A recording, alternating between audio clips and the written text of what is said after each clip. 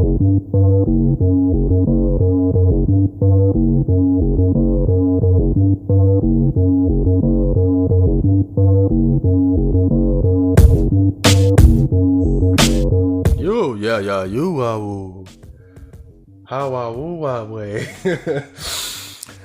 was my sound test. Hello, people. Welcome to welcome to the OCM Botcast. I know it's been a while, but you know me, lazy, degenerate, neat. But you know, the fact is we're here and we're gonna have some fun.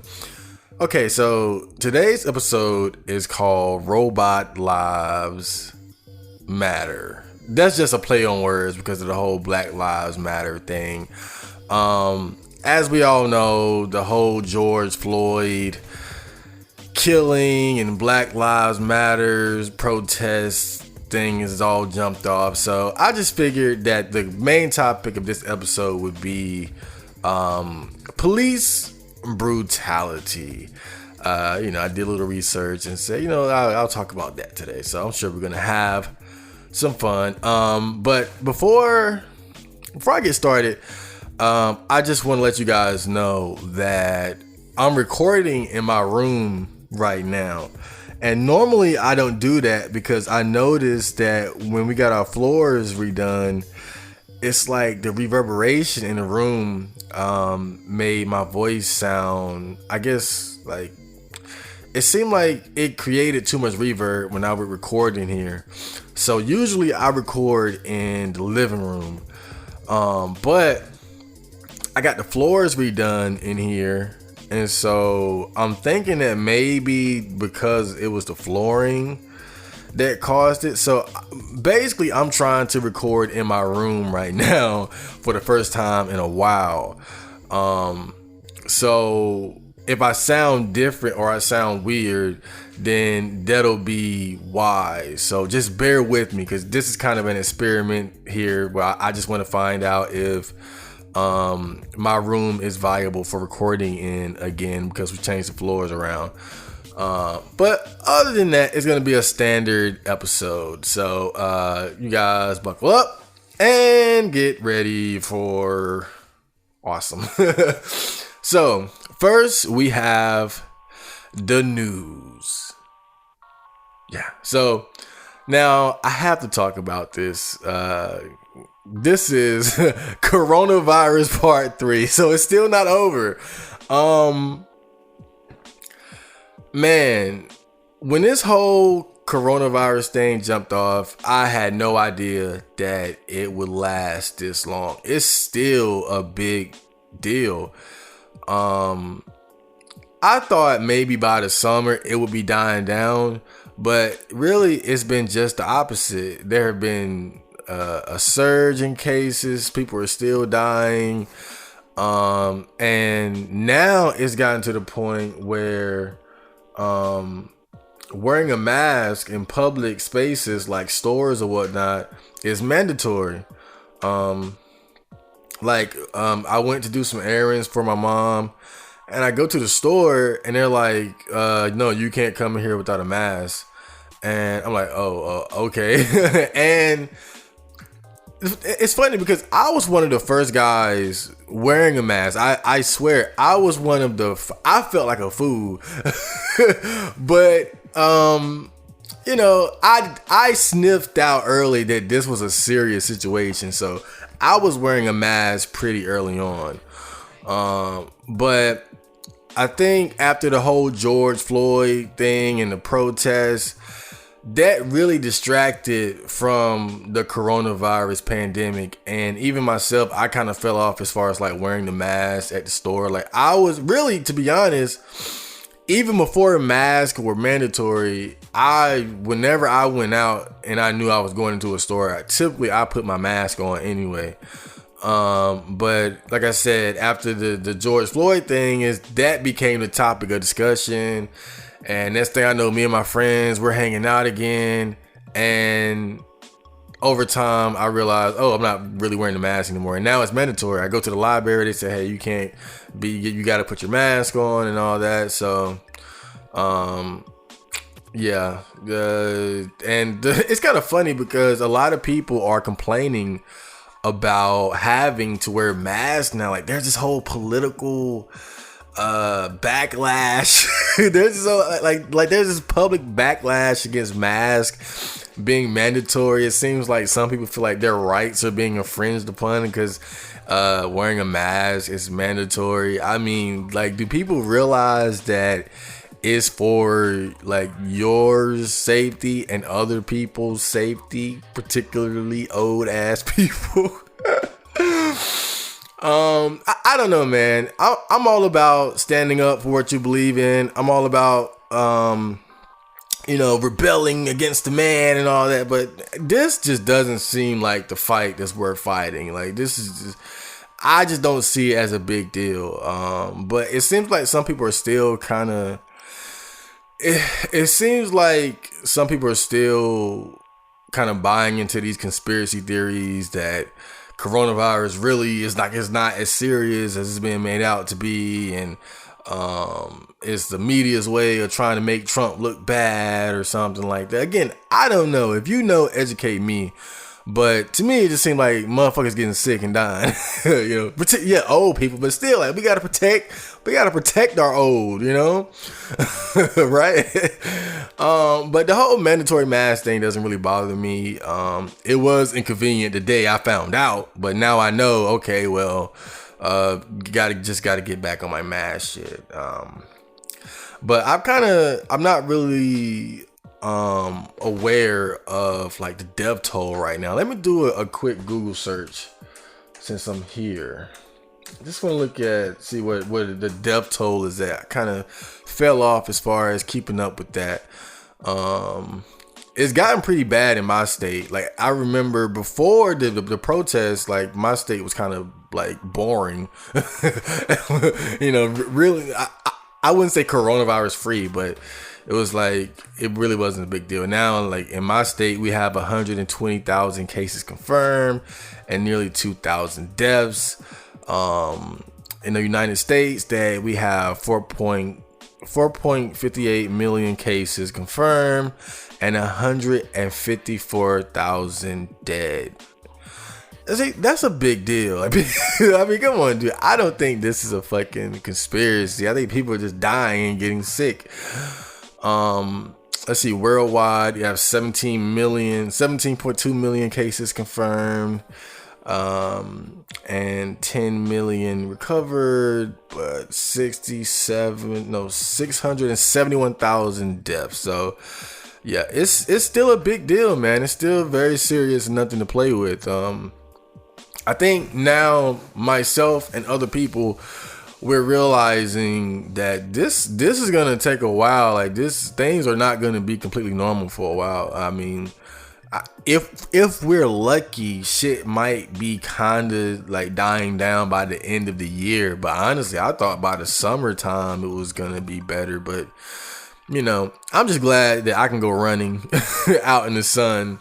And not have to worry about like social distancing too much, since people don't like walking around in the heat. So I can be out there just enjoying myself. That's really all I wanted to do this summer, is as far as like going out, is just going on my little running adventures. And I don't really run into people often while I'm doing that, so it's not really a big deal. But yeah, man, this really might last a long fucking time. It's no telling. My mom think it's like gonna be for the rest of our lives. I don't think that's the case. But man, I feel like if things can go back to normal by the end of the year, we'll be lucky. Man, and I swear, dude, it's been like 2 times where I thought I was sick. Earlier this year, like when it first jumped off, like I had like a bad head cold, like I had like snot. I mean, I was just, man, I went through entire rows of tissue. My head was so full of snot. But even recently, it's like I've been having like chest pains when I breathe. And I noticed, like, when I went running the day before yesterday, like I ran out of breath really quickly. So I don't of course, with the virus being out, it's easy to kind of get in your head about like maybe I got sick or not.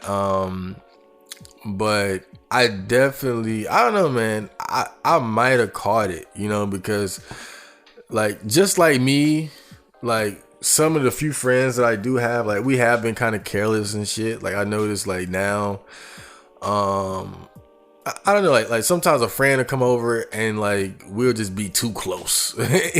Even in my head, I'm thinking like, man, like we need to go back to this 6 feet shit.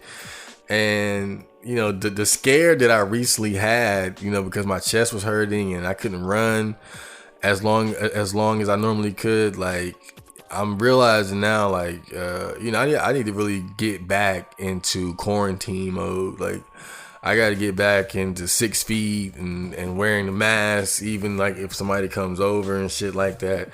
Because it's gonna be a while, and I definitely I love to work out and exercise, and I was miserable the other day. But I think if I did have it, then luckily I'm in good shape. I'm a healthy young lad. I'm young. I work out regularly. I don't have any major health issues. So, I think if I had it, I had like the young version of coronavirus where you just kind of, you get like a little sick. But hopefully I didn't have it. Hopefully it was all in my head. But, that's where we are now as far as like the coronavirus thing. So make sure you guys just, take it seriously, man. Don't take any risks, because even if we're young and beautiful, we could pass it on to, other members of our family who are fat and and likely to get sick and die or get seriously ill. So just be careful out there. So next topic of discussion. H2O. Next topic of discussion. Will Smith gets cucked. I had to go there, man. I'm glad this happened because I really needed some good news. Well, not good news, but saucy news, sensational shit, right? So we all know Will Smith. He's a famous actor / rapper / probably a million other things. This guy is just fucking awesome. Will Smith, Fresh Prince of Bel-Air, Bad Boys 1, 2, and 3, Men in Black, Wild Wild West, should have been in the Matrix, but he picked Wild Wild West. I've been bumping his song Summertime for the last week. That song was really fucking good, by the way, man. I mean, his bars were PG as fuck, but that beat and that hook, man, that vibe, wow. But anyway, so Will Smith and his wife Jada Pinkett, is it Pickett or Pinkett? I don't know. I'm gonna go with Pinkett Smith were having some marital issues, and it's been kind of widely publicized that their marriage has sort of been on the rocks for a while. And I saw the interview that they did together, and they talked about how they were separated. They were really at each other's throats. They were really sick of each other. I mean, Will even said that, like, he knew in his mind, like, this was it. Like, this separation is going to lead to divorce or whatever, right? But while they were separated, Jada had an affair with singer, August Alsina. My mom loves him, by the way. She's always bumping his music. But if you don't know who that is, he's like a R&B thug singer, kind of like Jodeci, kind of like Jodeci, but like if all of them were fused into one being. He's like he's like the fusion of Jodeci, of all the members of Jodeci.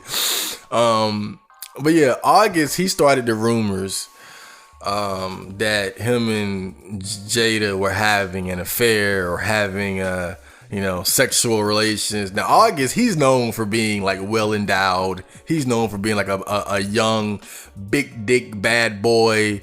So it really is no surprise that Jada took a liking to him, because he's like August is like, I know on R9K and shit we joke about Chad and all that, but I feel like August is like, cause usually Chad is meant to refer to like a white alpha male type. and Tyrone is used to refer to like a black alpha male type, and I feel like August kind of fits that Tyrone stereotype well, like bad boy, big dick energy, rich and famous, artist, like women, like really, like he's the total package as far as like what young women are attracted to. And what makes it even worse though is that Jaden, Will Smith's son, introduced him to Jada. So Jada, under the guise of, is it Jada Pickett? Jada? I'm thinking, because I used to know a girl named Jada. That's probably why I'm calling her Jada. But I think it's Jada Pickett Smith. But Jada, under the guise of helping August through his mental and physical health issues, ended up having an entanglement or a fucking relationship with August. So the rumors got around, and Will and Jada decided to confront it head on by filming the two of them talk about this event in great detail. And man, it was funny, but also sad, because the whole time you can just see the pain in Will's face. People online have been comparing him to Brandon Fraser and the whole just meme, just cuck me and all that shit. Like, you know, when you fall on hard times because of your problems with your wife or whatever, like Will is like the new poster child of the just meme. And, you know, it was very hilarious. I gotta say, I love the memes and shit. But like I said, man, it's actually sad because you can see it in his face that, it hurt him. You know, it almost looks like a reenactment of the "Why he don't want me, man" scene from Fresh Prince of Bel-Air. But again, man, those cuck memes were beautiful. So it's several things about this though that I want to talk about in particular. So apparently Will and Jada are in an open relationship, but the thing is, I've never heard this being confirmed, right? I've never heard any type of confirmation of this. Like, if you know better than me, then let me know. But I've never heard, like, with concrete, I've never seen or heard concrete evidence that they are in an open relationship. But that's always been a rumor. But then you got to think, if they are in an open relationship, then why would this bother him?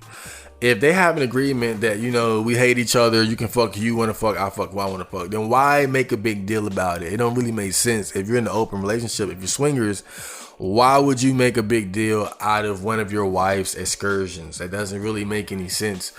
It would make more sense to use that opportunity to say, you know, but y'all do know we swingers, right? Like, you know, but again, I don't know. And then on top of that, there are all kind of rumors that Will Smith was already fucking bitches on the side, or that he might even be gay. I hear that a lot too. But really, there's no evidence of any of this. But even in the interview, I heard, like, there was a moment where he said, like, I'm gonna get my revenge, and she was like, you already got it. So kind of hinting that he might have been fucking other bitches.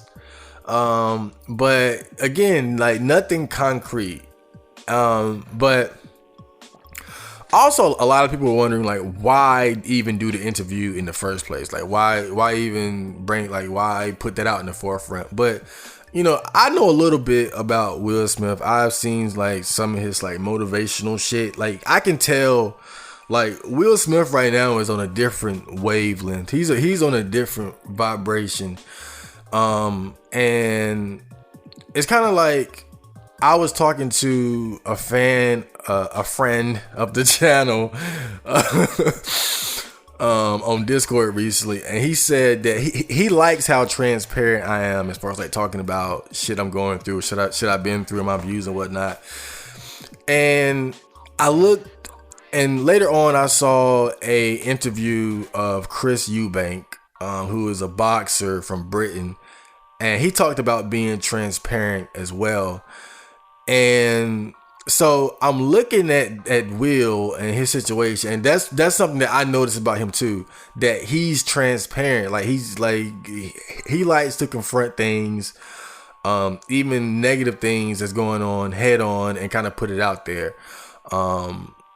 And I don't think it's really show offy. I think it's more therapeutic, because I think when you go out of your way to hide things and conceal things, it can kind of fester. And so I think this was sort of therapy for them. I think like addressing it head on and putting it on the forefront was really for their own sake, more so than anything else. But now you always got to ask the question, is he a simp or a pimp? Is it simp or pimp?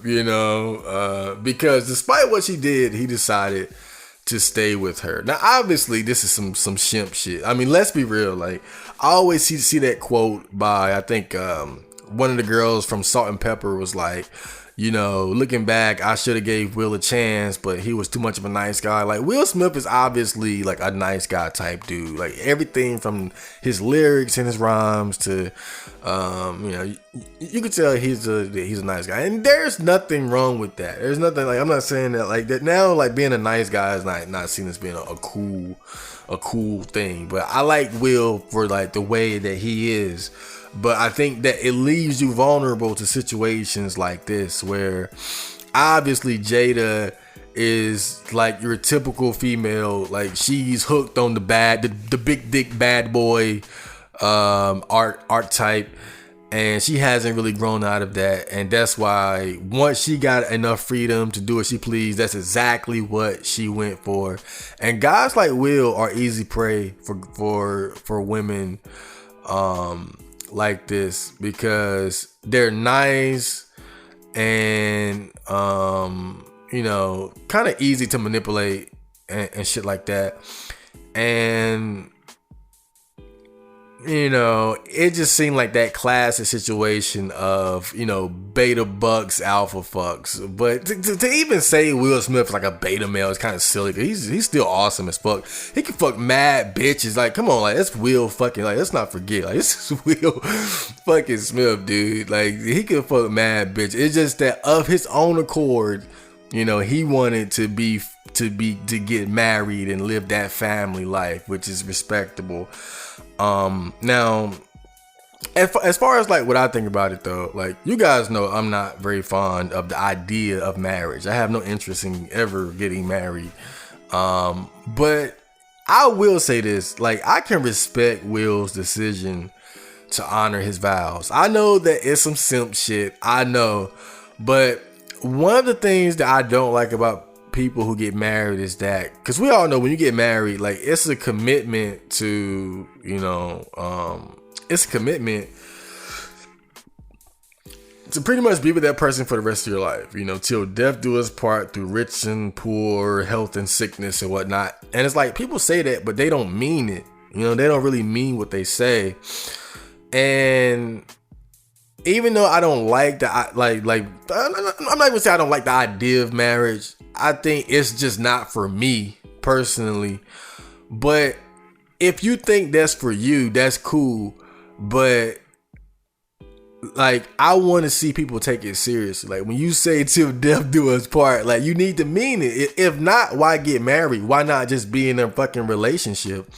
Why bring the state into it? Why bring a contract into it if you don't mean that? And for Will to honor his vows, even through this, I can respect that. And he even talked about how, he said, you didn't think I had the girth.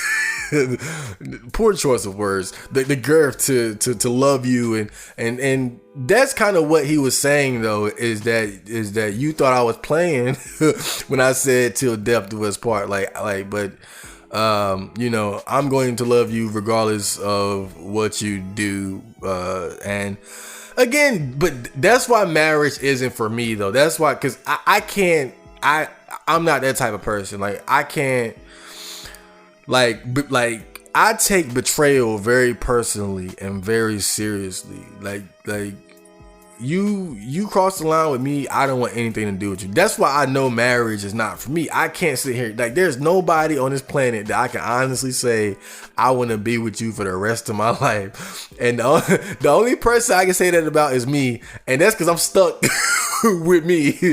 So, but again, this whole situation, man, like, I can, I know a lot of people making fun of him and shit like that, is simp, and that's fair, but like, I can at least respect the fact that, he meant what he said when he made those vows. And I can always respect a man and his word. Okay, so next is the murder of George Floyd. Because this is pertaining to the main topic here, police brutality.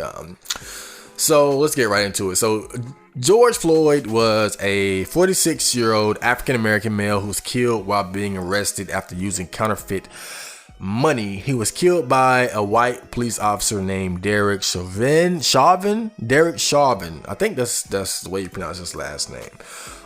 Who knelt on George's neck for almost 10 minutes, which ultimately led to his death. So, okay, and this whole event was recorded on video, and it went viral, leading to widespread protests throughout the country and even other parts of the world. And I saw the video, and like, it's no surprise that shit got as crazy as it did. Like, when and you gotta think about it, man, like, I love watching fucked up shit. I like gore videos, and I've seen guys get their heads chopped off with a chainsaw. I seen a dude get his fingers cut off. I done seen a dude get his dick eaten by a pit bull. I've seen men beaten to death, like that type of shit. I have a morbid interest in.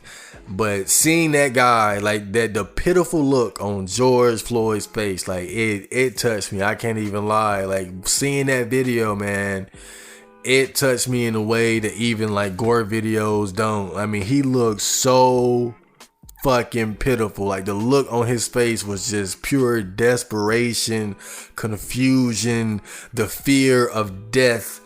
And man, and I'm pretty desensitized to this shit. Most people, like, if it hit me like that, god damn, like, it's no wonder why protests just exploded all across the fucking country. And it's kind of funny because everybody was social distancing and quarantine and isolation. But once that video came out, it was protesting and looting and shit. And that's another interesting thing about this whole event is, half of it was protesting, but the other half was just looting, right? Like, that's part of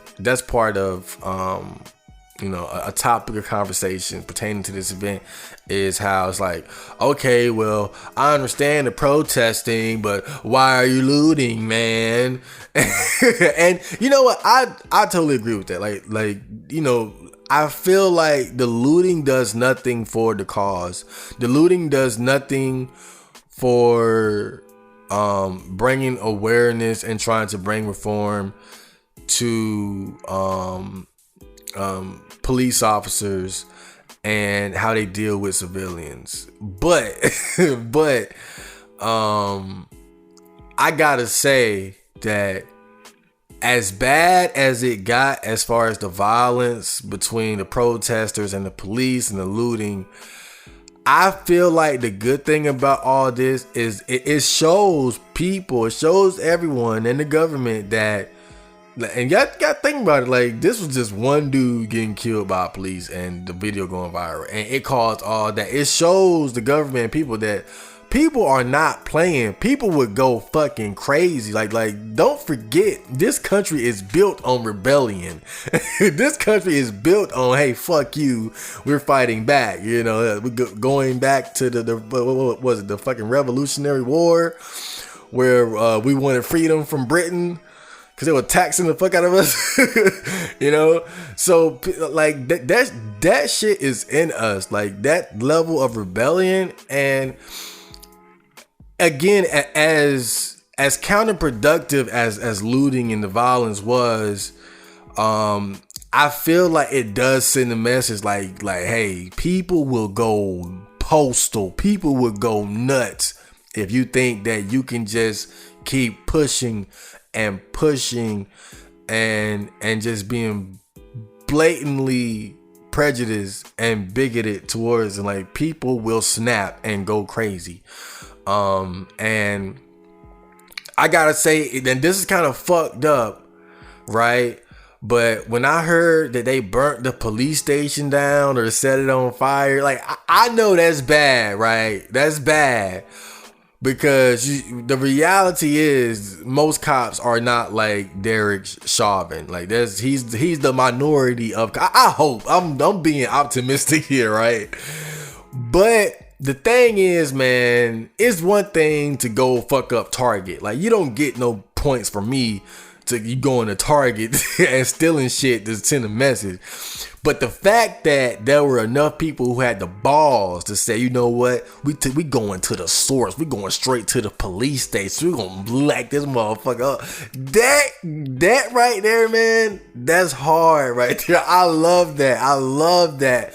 Not saying that it's good, but again, I can respect balls. And get into the meat of the matter. You're not doing shit by looting damn Target, but to go to the police station and set it off, you gotta have balls. That takes balls, determination, and to really feel like you're standing up for something, you know. And as violent and crazy as it was, man, it's like, when I heard that, I was like, yo, this is serious, yo. Like, I know people focus on Target and little mom and pop stores being robbed, but the fact that they took it to the police station, this shit is serious. And then on top of that, the protests like spilled over into other countries and shit. Like, this was big, man. This was really big. I can't believe how big it got. You know, it got to the point where like people were comparing George Floyd to Martin Luther King and Malcolm X, and then it was funny because then people were like, hold up, stop. Nah, bro, you don't take it too far. You know, and on that note, we gotta talk a little bit about who George Floyd was. So now, me being on 4chan, more than anything, I heard about how much of a degenerate he was. But when I did more research, you know, he actually wasn't a total degenerate. He was an athlete throughout his youth, graduated high school. He went to college for a while. And after that, he kind of went wayward. He had a little kind of a wannabe rap career like myself. And he started having a string of criminal activity, including armed robbery. He went to prison. But after he got out, it seemed like he was trying to get his life together. He worked several odd jobs, and he did charity work in his community. And he did porn. I saw the video. Oh man. So he had a very interesting life. He was definitely no saint by any stretch of the imagination. But he wasn't like a fucking Ted Bundy either. He wasn't a saint. He definitely wasn't perfect, but it seemed like he kind of had a sort of a wild life. You know, I think out of everything about him, the thing about him I dislike the most though is the whole armed robbery thing. Like that's nothing to scoff at. That's nothing to, but you know, but that was, you know, he went to prison, he served his time, he got out, and after that he didn't really have any more serious offenses to that degree. So yeah, he definitely wasn't an angel, but he wasn't the reincarnation of Satan either. But his personal life and his criminal history came up very often because I feel like people are almost trying to use that as sort of a way to justify what Derek did to him, or at least to sort of water down the potency of the protests and their argument for him by painting him to be, not a victim, but just another criminal. But I think the problem with this issue is that even if he had a history of criminal activity, you can't, as a police officer, you can't approach somebody like that and just be like, because I think Derek knew George. I think that was part of it. I think from what I researched, he knew of him, so that might have added to I guess how he felt he needed to deal with him. But the whole point is that you can't just say, well, he's a criminal, so he deserves to be killed in the middle of the street. That's the issue. Like, whether or not he was a criminal, the point is, as a police officer, you don't have the right to just straight up murder somebody, on the fucking sidewalk by asphyxiation. Like, that's just not gonna fly. So, man, alongside the protests, of course, you got like celebrities coming out in support of him. And it's kind of funny. It's funny because one of the first things that came up was Colin Kaepernick. He took a knee to protest against police brutality, and he lost his NFL career over this. And it's like, now he is looking like, I told you, motherfuckers. Like, now it's like, what can you say? Any argument against him, any criticism of what he did, it looks totally fucking retarded now, because he took a knee against police brutality, and the event that sparked this widespread protest and attention to police brutality was a police officer taking a knee on a nigga's neck. I mean, that's fucking poetry, dude. Like, Colin Kaepernick, I know it's a serious situation, but man, if I was him, I would be feeling just a little bit cheeky about it. Like, y'all motherfuckers thought I was crazy. Look at this shit. And it's funny because even now, when I was doing my research, and I'm gonna talk about this more later, but the NFL now is doing like this whole,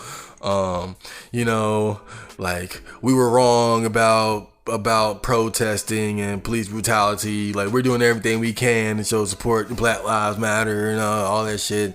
And it's bad that it's on the back of something so fucked up, but it's got to be a little bit like sweet for Colin, just the way it all played out for him. Excuse me. But oh man, me personally, I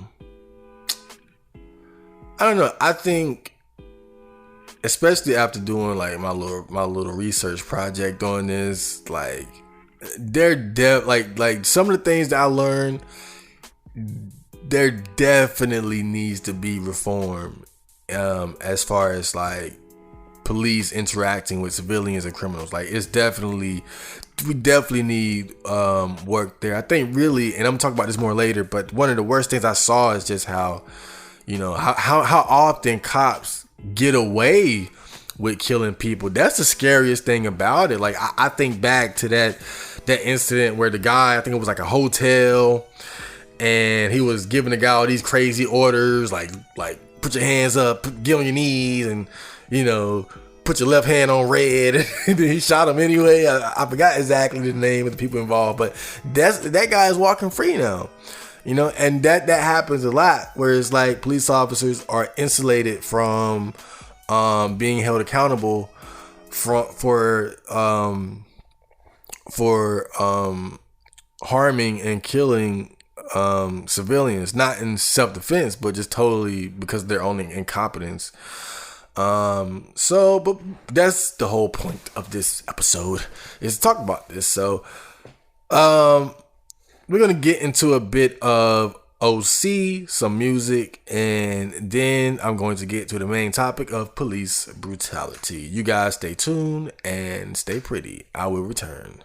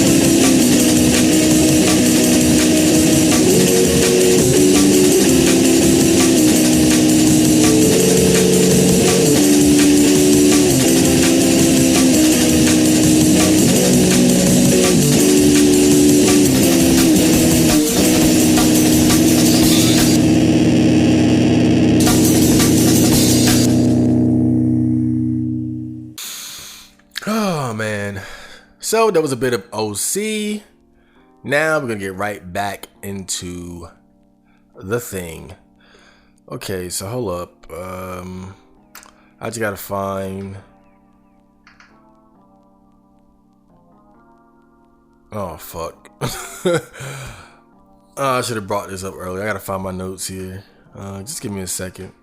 Let's see. OCM. Here we go. Police brutality. Great.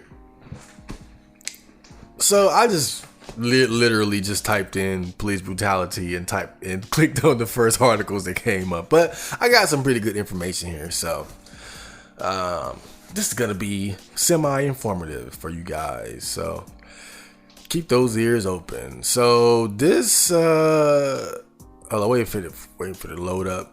So right off the back, I just want to get into the definition of police brutality. So police brutality or police violence is legally defined as a civil rights violation where officers exercise undue or excessive force against a subject. This includes, but is not limited to, bullying, physical or verbal harassment, physical or mental injury, property damage, and health. So just so we can establish what is police brutality right off the bat. Okay, so excuse me. I'm sorry, this stuff is just loading up so slow today. Okay, so this is an article called "What the Data Say About What the Data Say." Wouldn't it be what the data says? Yeah, I don't know. I failed grammar class. What the data say about police brutality and racial bias, and which reforms might work. Some interventions could help reduce racism and rein in the use of unnecessary force in police work, but the evidence base is still evolving. Okay, so let's get right into this. So this part of the article says, government officials, academic researchers, and media outlets launched data collection projects around that time to better understand the frequency of police violence and the risk factors that contribute to it. From these growing data sets come some disturbing findings. About 1,000 civilians are killed each year by law enforcement officers in the United States.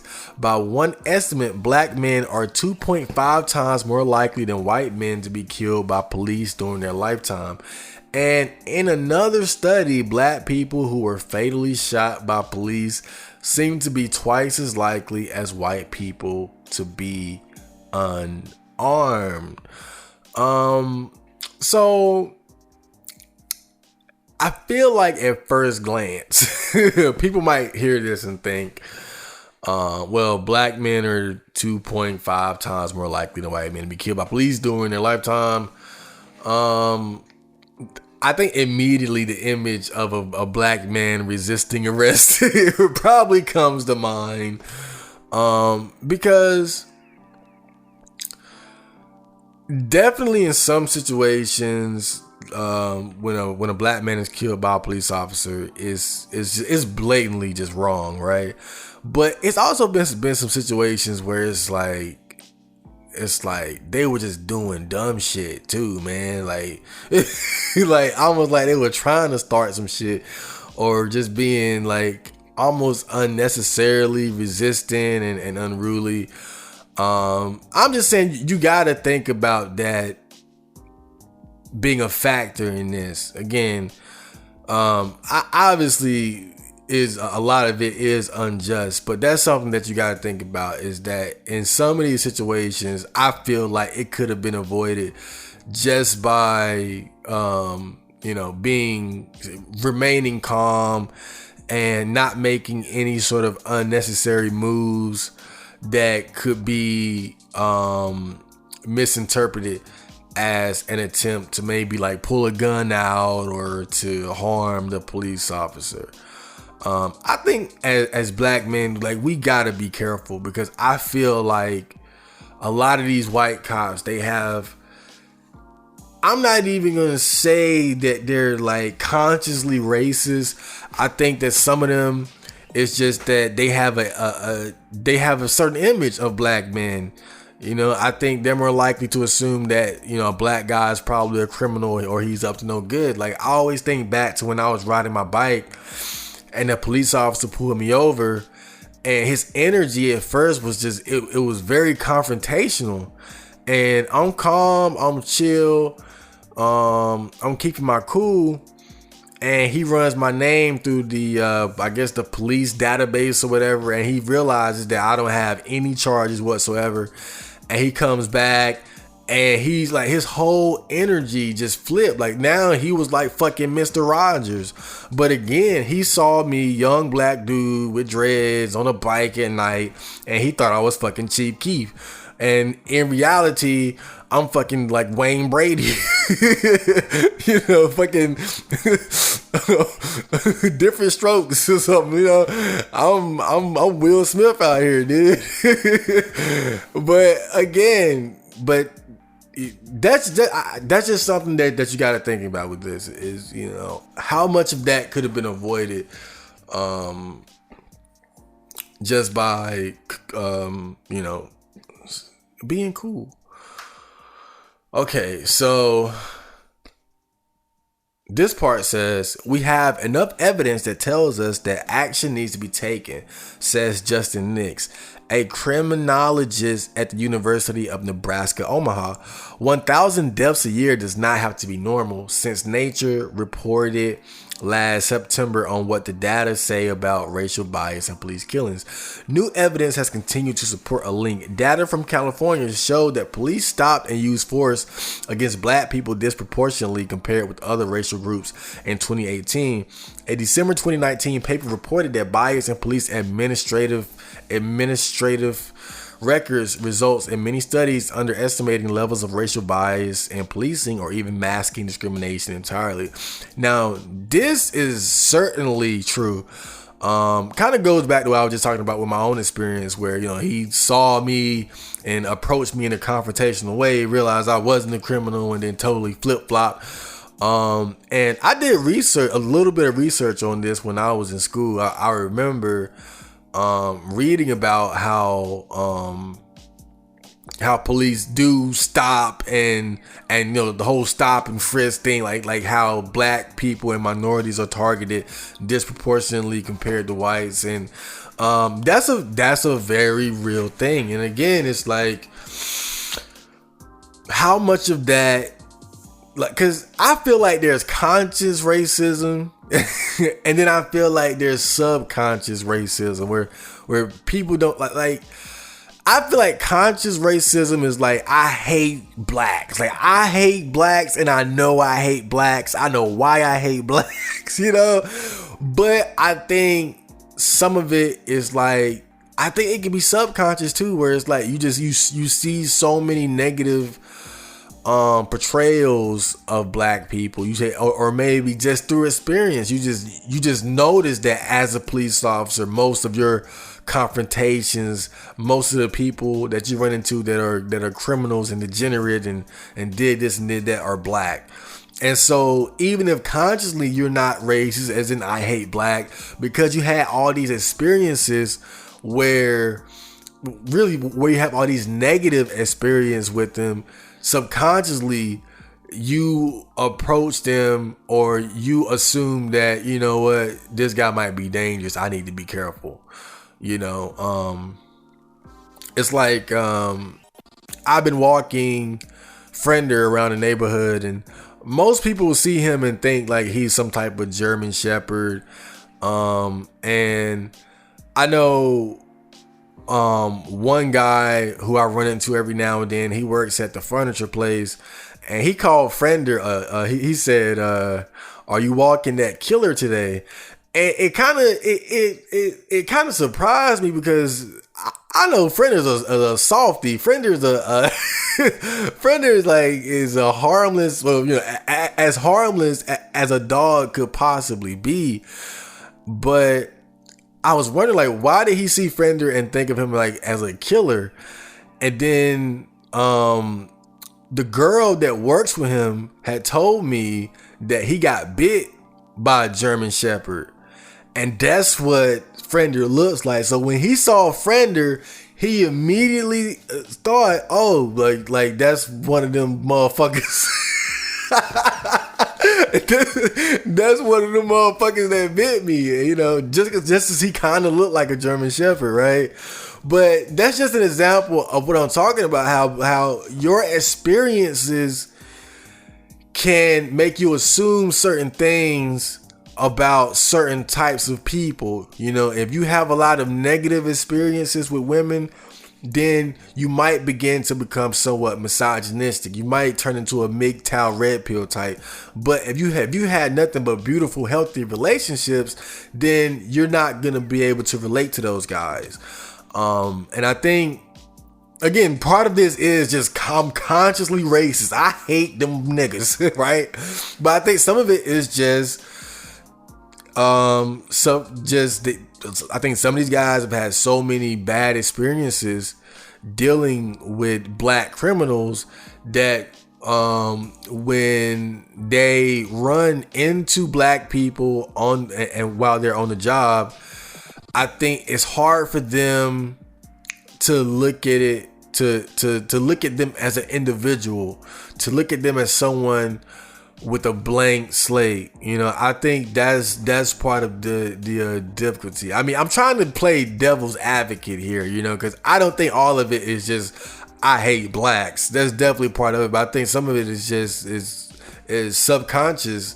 Just subconsciously, they have a greater concern that and belief that black people are more likely to be dangerous, specifically because of their experiences with black criminals.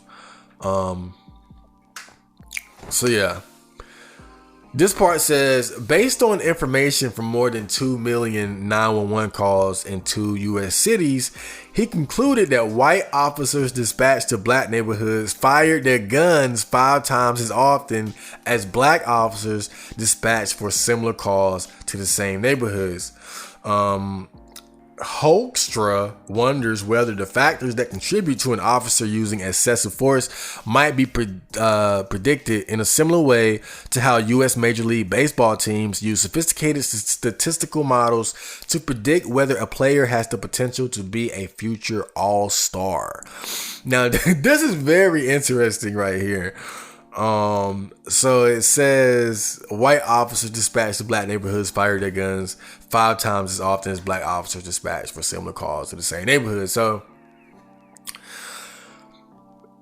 when I look at this, my first thought is that the black officers, you know, I think they might have an easier time communicating to other black people because, you know, they might be from that type of area. You know, they know the lingo, they know the slang. They might even know some of those people personally, or know, I know your uncle, I know this, I know that. I know even now, this was recently, one of my friends, rest in peace, he just passed away recently. It's a crazy story, man. He had weed in the car and he approached a roadblock and he was afraid that they were going to check his car and find the weed. So he turned around and they followed him, and then he went on a short high-speed chase, and then he realized he couldn't get away from him. So he parked the car in front of my other friend's house, and we were all just standing in the front yard while this happened, right? So he gets out of the car. He's like, "I'm sorry, y'all." You know, because he brought all this bullshit to my friend's house, and then the cops like, "Get on the ground, y'all get back." All right, so my friend is sitting on the curb.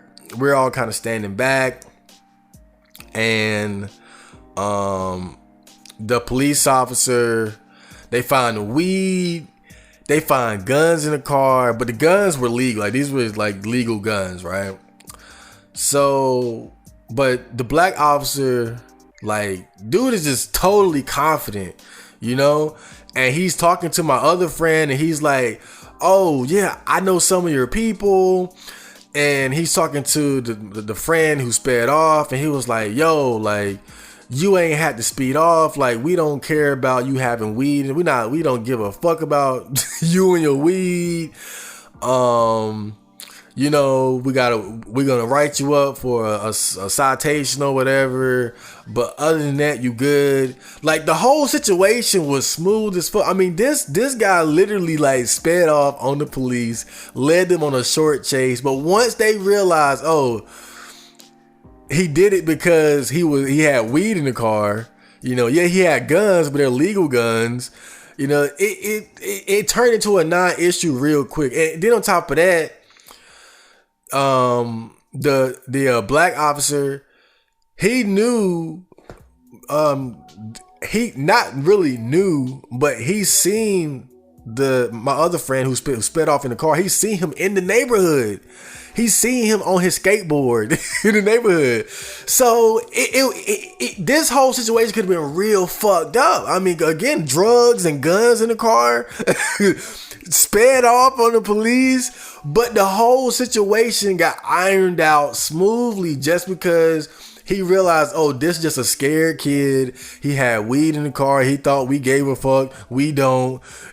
You know, yeah, he had guns, but they're legal guns. So what can we do? I know him. I know his other friend. The whole thing just went by smooth. But had this been a white cop, obviously he would have had no connection to us. He would have had no connection to him. Who knows how that situation could have went. I'm not saying that somebody would have got shot.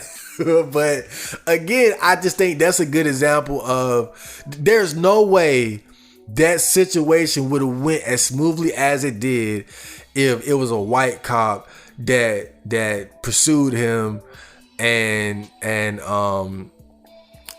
had to go through that whole situation with him. Because a lot of what made it smooth was that black cop knew my friend's peoples, and he even seen the guy, my other friend that he actually sped off and shit. Like he basically knew of us, and that's kind of what helped make that situation go by smooth. But again, that's just kind of interesting. But it's kind of a no-brainer that black cops going to a black neighborhood, it's probably gonna be a bit easier to communicate with the civilians, So now this part says answering the call. Researchers looked at responses to 1.2 million 911 emergency calls in a U.S. city and plotted the use of force involving a gun across neighborhoods according to their racial composition. White officers were more likely to use a gun than were black officers, and more likely to do so in predominantly black neighborhoods. So this just goes back to the previous point, where obviously these white officers don't feel as comfortable as black officers do in black neighborhoods. Now, again, there are a million variables that could affect this data, but I think that it is fair to say that this is at least somewhat a racial issue. Whether it's the civilians not trusting the white officers, or the white officers not really being comfortable in those neighborhoods and really being on edge. Probably a combination of both, but interesting nonetheless. Okay, so hold on, let me get a little sip of water here.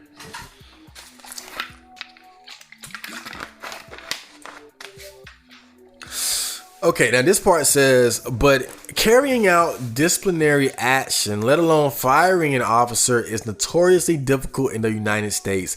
Union contracts give officers protections that have been tied to increases in misconduct. In many states, a Bill of Rights for law enforcement officers shields personnel from investigations into misconduct. One thing we need to take a hard look at are those state laws and union contracts that provide either flawed or overly protective procedures that insulate officers from appropriate accountability. Got a little lazy with my mouth there. Says Seth Stockton, a former police officer who is a law professor at the University of South Carolina in Columbia. Now, this is a very great point here, and out of everything I've seen when I was researching this is really what bothers me the most. How did they say it? One thing we need to take a hard look at are those state laws and union contracts that provide either flawed or overly protective procedures that insulate officers from appropriate accountability. Because, excuse me, I always hear this, man. People always say police officers are just another gang. And in a way, it's really true, And what does a gang do? A gang is going to look out for their own. It's like if I'm I ain't going to put no gang. I ain't going to say no names. But let's be real. If I'm in a gang and let's say, I get into a confrontation. And so I end up using my gun and to get out of that situation, and I end up, let's say I kill an innocent bystander, right? it's not like within my gang they're gonna say, "Oh, you fucked up. We gonna turn you in." No, it's like they know it's not cool because now you're kind of bringing heat on them, but they're not gonna just sell you out because you fucked up and hit an innocent bystander. I've never heard of any situation like that where, you know, man, yeah, he's a part of the gang, but he killed this innocent dude, and you know that's not cool, man. We're gonna turn him in. Like, dude, gang members won't even snitch on their enemies to the police, so it's like they definitely not gonna snitch on a fellow gang member. They might handle it in house, beat the fuck out of you, but they're not gonna like, you know, I've never heard of them like fucking turning somebody in or even excommunicating them from the gang or something like that. And in a way, I feel like that's how police officers pretty much operate as well. It's like, even if one of them might have killed somebody unjustly, they're still going to do everything they can to protect them. They're still going to try to make sure they don't end up in prison getting ass raped. You know, they're not going to be in prison and fucking gin pop because they accidentally killed somebody, you know, getting their fucking ass beat and raped and fucked up in all kinds of ways. Like, they're going to try to protect them from that. And I think part of that too, though, now this is just my personal assumption, but it's like,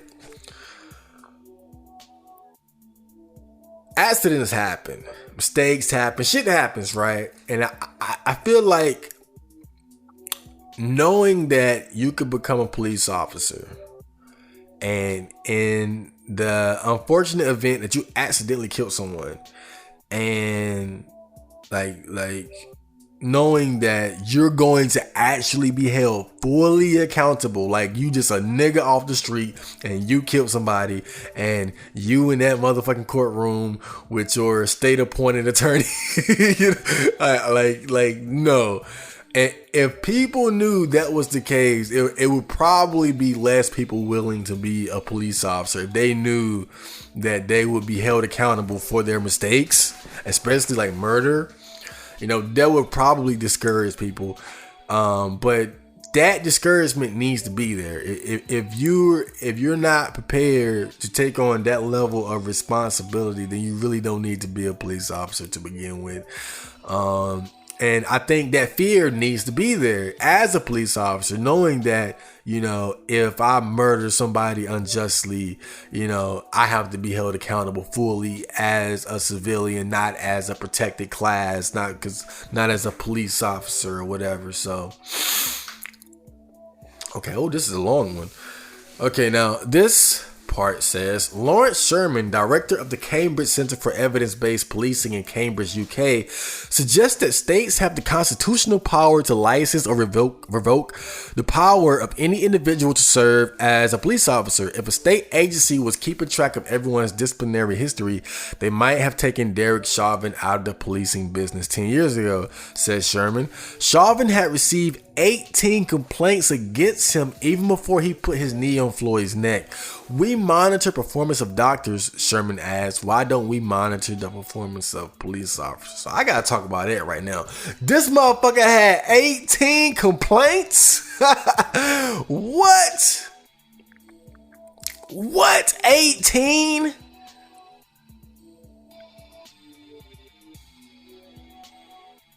That's ridiculous, dude.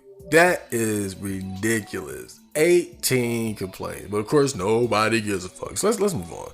Even officers who are fired for misconduct are frequently rehired. A police officer in Cleveland, Ohio, who fatally shot 12-year-old Tamir Rice in 2014 had previously resigned from another police department after it had deemed him unfit to serve. The Cleveland police did not review the officer's personnel file before hiring him, the New York Times reported in 2015. An investigation of public records from Florida showed that about 3% of that state's police force had previously been fired or had resigned in lieu of being dismissed.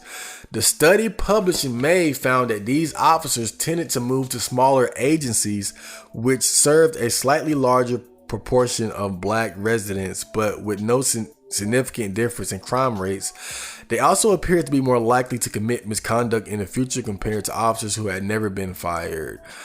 So it seems like in situations like they talked about this kid getting killed in 2014, it seems like in situations like these, like a police officer might be fired, but it's more of it seems like the actual firing of the police officer is more of a public gesture, sort of to appease the public. Like, hey, look, we fired him. Yeah. We did something right. And then they just go and get hired somewhere else, where people aren't really looking, because technically you still got the skill set to be a police officer. So you can just take your talents elsewhere, technically, right?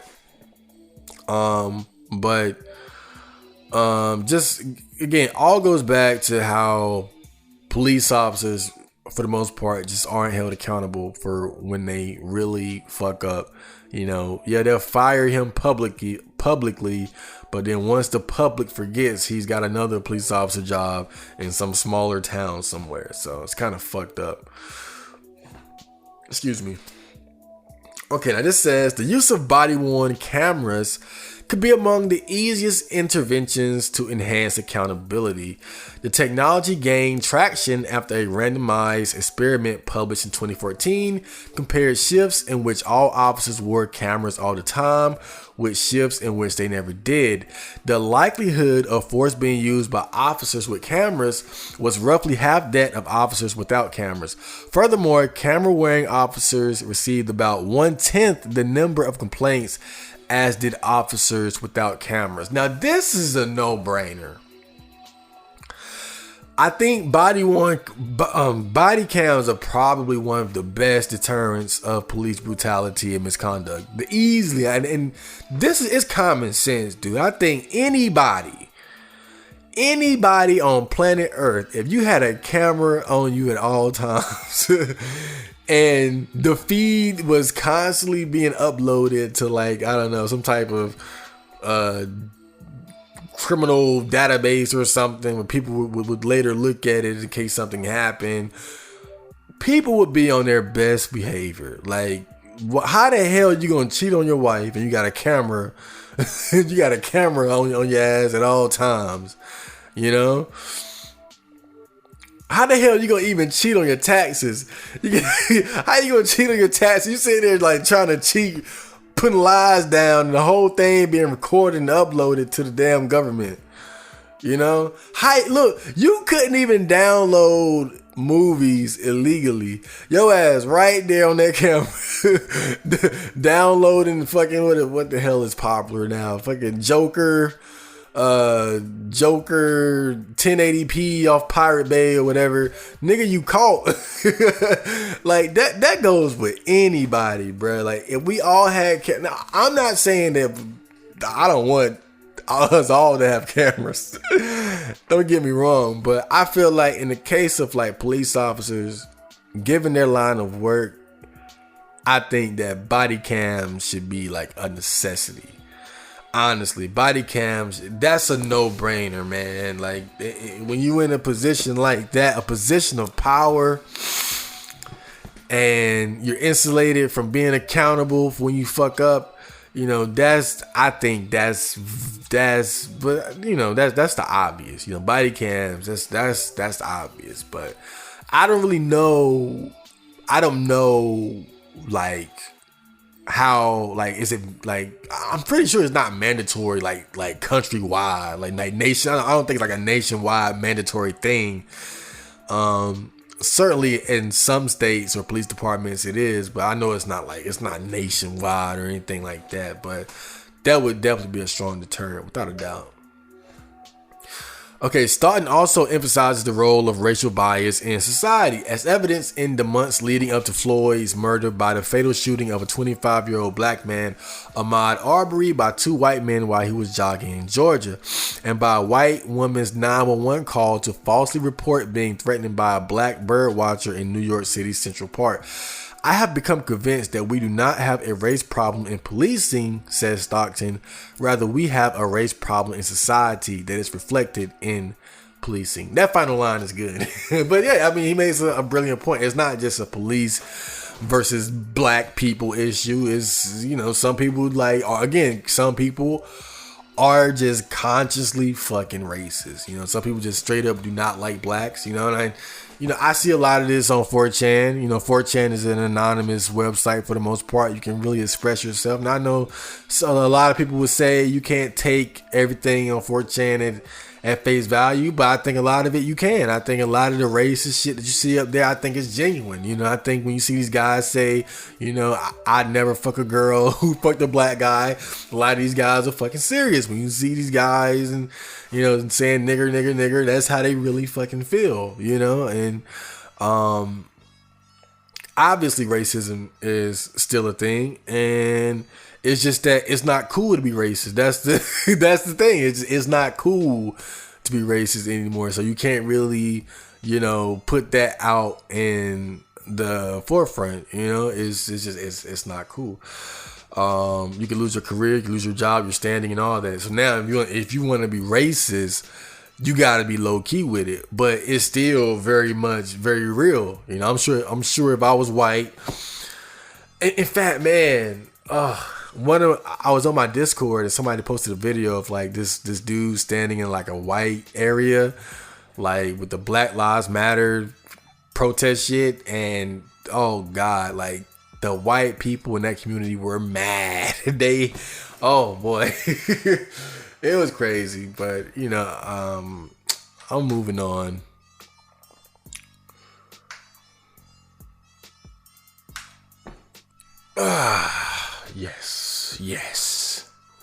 Yes.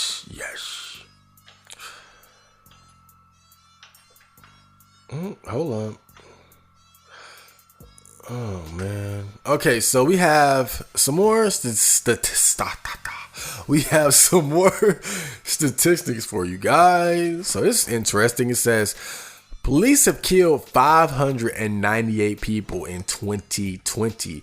Black people have been 28% of those killed by police since 2013, despite being only 13% of the population.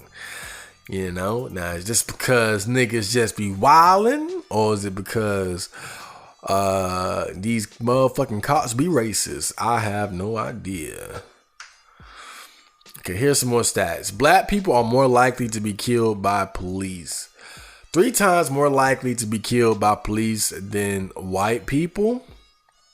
1.3 times more likely to be unarmed compared to white people. And where you live matters. 6 times more likely to be killed by police in Oklahoma than Georgia. Let's see. 8 of the 100 largest city police departments kill black men at higher rates than the U.S. murder rate. Now that's big. Okay, let's move on.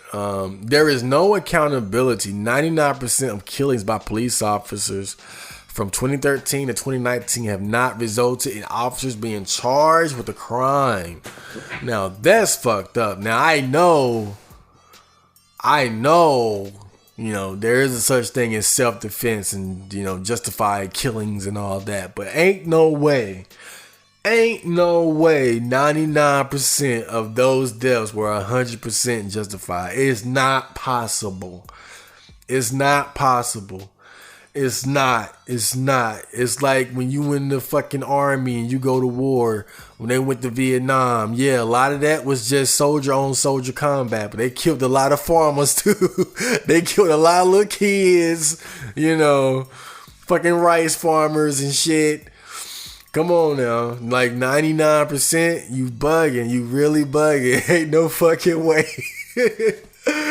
You know, bump your damn head. 99%, some of them motherfuckers are straight up murderers, yo. Okay, so this is interesting. I talked about this earlier, but this is an article about the NFL and its social justice plans, right? So it says, the NFL reportedly unveiled on Monday its social justice plans for week 1 of the upcoming season, which includes optional decals. I don't know what the fuck that is. Players can place on, it's like a decoration or something, can place on their helmet, and messages that could be placed in each end zone. Players who opt to wear the decal will be given a list of names, or they can choose a victim of systematic racism who is not on that list. NFL executive Anna Isaacson told teams, according to the NFL Network. Goodell sends letter to NFL fans explaining, whatever. As we continue to amplify and elevate the NFL's ongoing and long-term commitment to social justice, we will be incorporating several prominent elements on the field into all broadcasts and across league and club platforms to begin the NFL season and beyond. The memo reportedly read, in developing these concepts, we have worked directly with players and received input from the NFLPA. So I talked about this earlier, man. You know, Colin Kaepernick, he kind of blew the lid on this shit, man. He made NFL look real bad. Well, at first he was kind of seen as just a fucking troublemaker. You know, lost his career and all that. But after this, it's just kind of funny because the backlash and the social, the public outpouring and outcry over George Floyd's death was enough to convince the NFL, like, okay, now we got to get on this whole social justice train. Like, we got to ride this wave, you know? And on the surface, it's like, this is cool, but, you know, I don't really like shit like this because I feel like, you know, they just riding the wave. They couldn't do it when it was controversial to say it, you know, when it was the controversial thing to do and to say, you know, to stand beside Colin Kaepernick and the other players who were trying to stand up for what they believe in.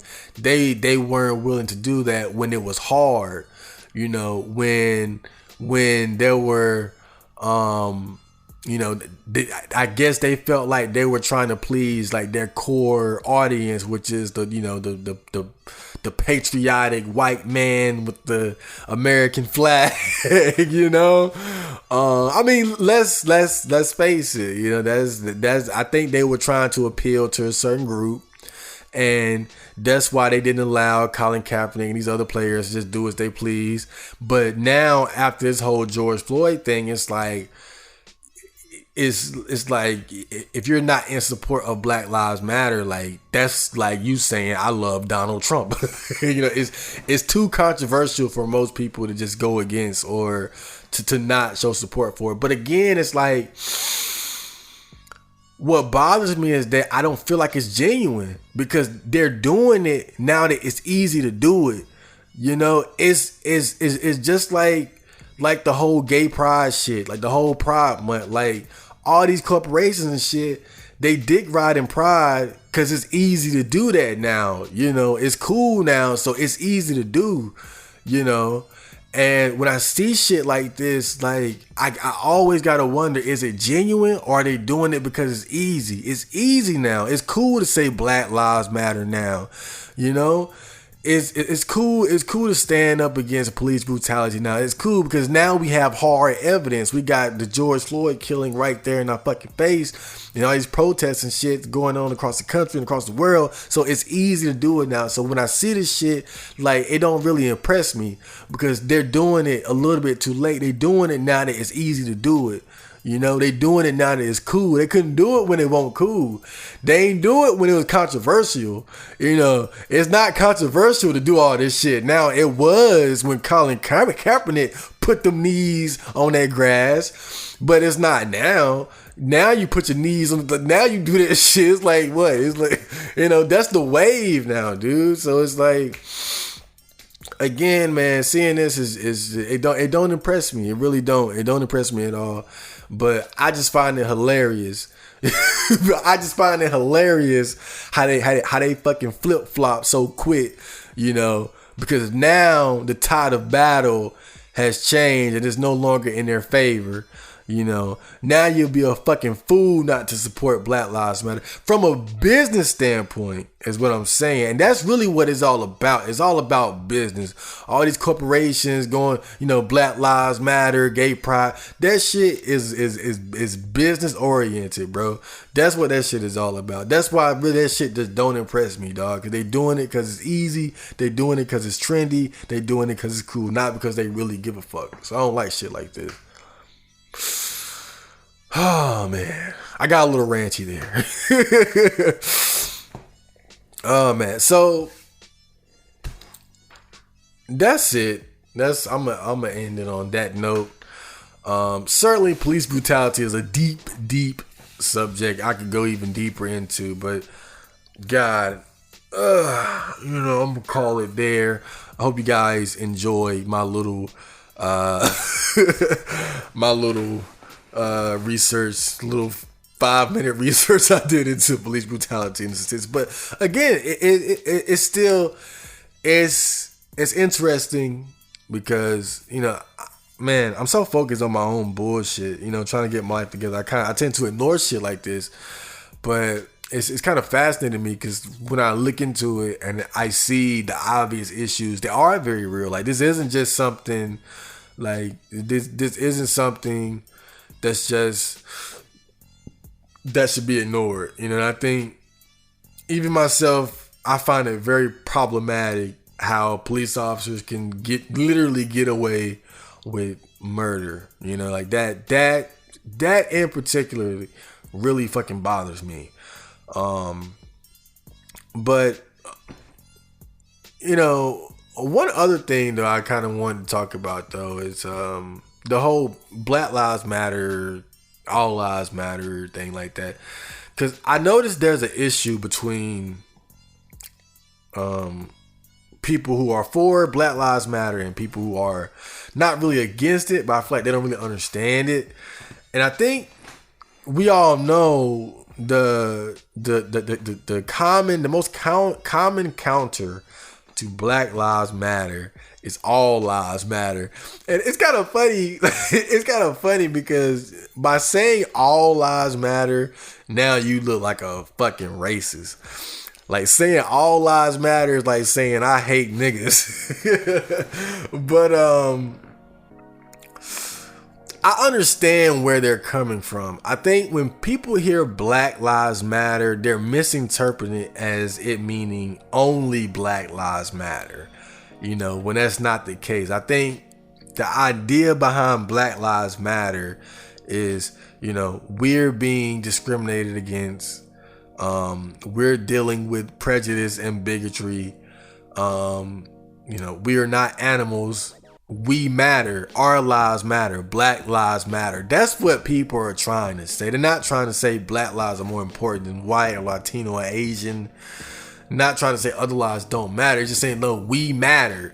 It's kind of like that scene from The Elephant Man when he's like, I'm a human being. I'm a human. Like he's trying to tell you, like, motherfucker, I'm not a monster. I'm a human being. And that's what Black Lives Matter is trying to say. Like, we matter. We're human beings and we should be treated equally.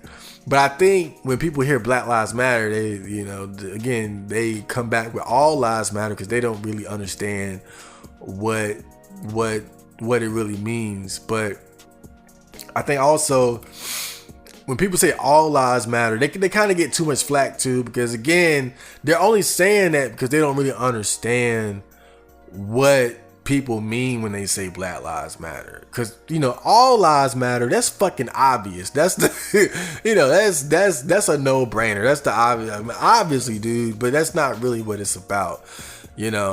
And people who support Black Lives Matter, they get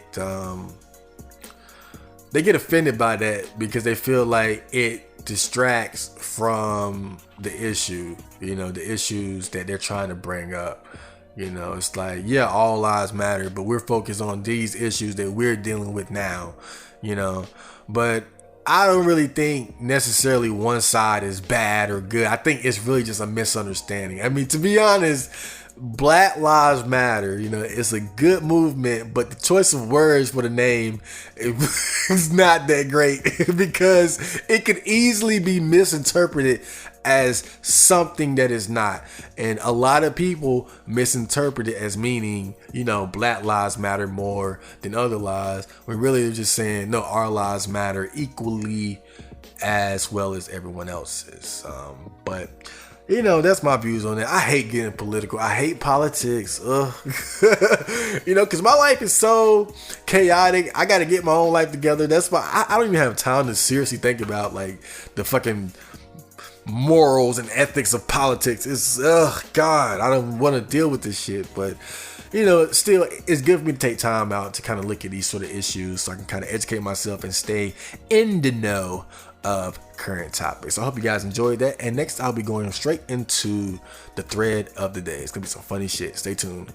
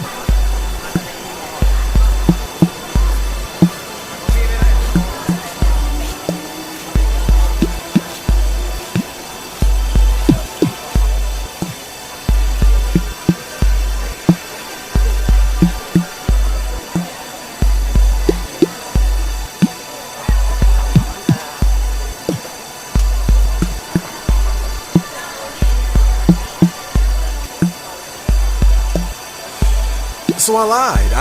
I didn't go straight into the thread of the day. That was a bit of OC. And now we have the thread of the day. I was going to do something a little extra with the OC, but since it's been a while since I put out an episode, I'm just going to kind of, move it along and kind of save that for later. But I do have something interesting for the next episode. But yeah, here's the thread of the day. This is some funny shit because people been talking about this on R9K recently. So, oh Lord, it's gonna be great. Okay, so, all right, you look fun to have sex with.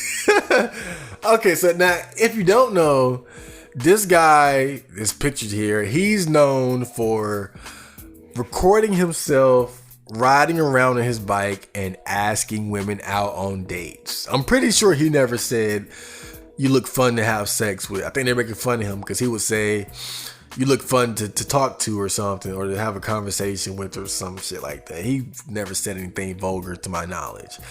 But yeah, he makes these videos where he's riding around on his bike and he goes talking to girls and trying to pick them up, and he fails miserably. Okay, so let's get right into it. I also mentioned that recently he's been doing it so much that he has generated a lot of negative attention towards his way, and I think he even got arrested because somebody reported him, and that's why people have been talking about it a lot on R9K. So that's why I wanted to talk about this thread here.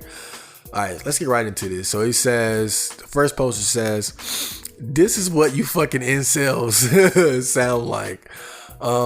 This is the next post here. Now this guy says, "Honestly, incels don't realize that personality, and specifically the vibe you give off, plus charisma, is extremely important.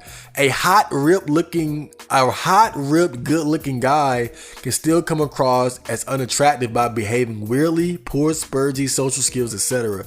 To be quite honest, it is quite easy to kill attraction in women. A wrong move or revealing some aspect of your personality can completely kill attraction. Like one time I was getting on well with this girl, flirting and so on, and then I mentioned I went to a Russian Orthodox service. I am fascinated by it, and that just killed all the attraction so much that she told me.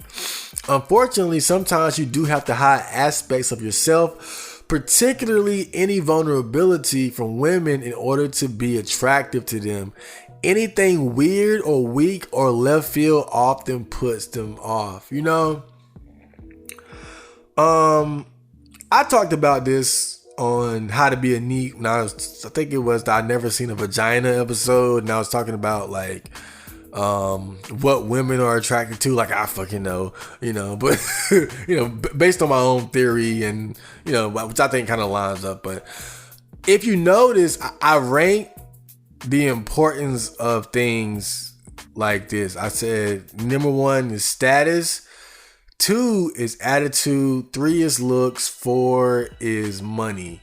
Now, really, in all actuality, all these things are important, but I kind of look at it from the perspective of like, assuming you're not just awful, absolutely awful in the other departments, one of the things I think is most important for guys is attitude. I guess attitude could kind of be considered the same as like personality or energy or vibe, charisma, however you want to slice it, So, I do agree with the idea that the vibe you give off and personality, I do think that shit is important. But also when I say attitude, I mean like having a belief in yourself and the drive to get laid, the drive to struggle to get the girl, right? But I think my issue with with this guy in particular, I feel like people gas him up too much, like as sort of an example of, even if you're hot, you can't get laid if you don't have a good like, they're talking about this dude like he's a fucking male model, like he's Jeremy Meeks or some shit. Like don't get me wrong, he's a decent looking dude, right? Like you see him, but I mean, look, he's really just a normal guy with a fucking beard. Like that's it. Like, don't even know what he looked like without the beard. We all know beard game is strong. Look at James Harden. You ever seen him without the beard? It's a reason why he don't shave that shit. Man, that's fucked up. I'm sorry, James. But come on, dude. Like, y'all seen them pictures, dog. He was looking like a dork before he had it. That beard made his image, dog. But I digress.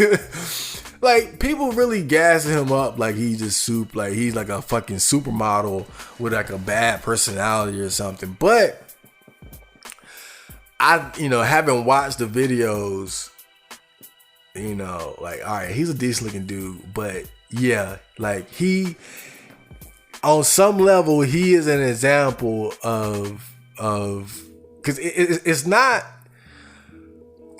like he's repulsive physically, but his energy is off like a motherfucker. And even I can tell that, like,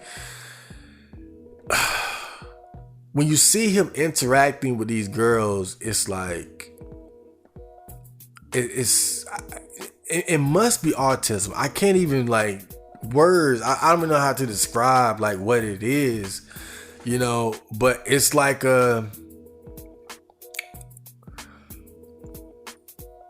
I've experienced this myself when dealing with strangers sometimes, where I don't know, like some people just rub me the wrong way. Not like they're bad, but it's like, this is kind of an awkward person.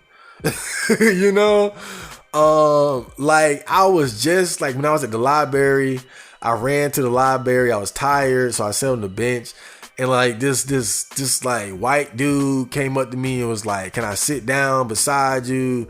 I don't like standing up." And I was like, it really wasn't a big deal. Like, really the only thing that bothered me about it was like, dude, social distancing, obviously. So I just let him have the bench. But he did have like a weird vibe, like he just had, it was something weird about him that was off. But energy, personality, charisma, like that shit is important. But I think that I still think that you could put the average incel, right? Like just the average incel guy, if you put him inside like a male model's body, I think he would still slay, especially like with social media, Tinder and all that shit. If he just kept his fucking mouth shut, he could still slay. But I think with this guy, his energy is exceptionally off.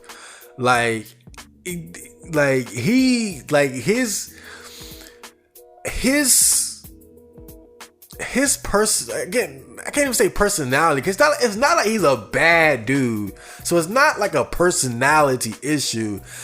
It's just it's something else. I can't really, again, it's just something about him is just off. I don't know what it is, because I can't sit here and say he has a bad personality, because he's not running around slicing bitches' necks or stealing shit, right?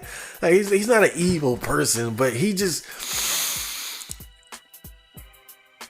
doesn't have that kind of energy to where you as a strange person can connect with another stranger and make them comfortable.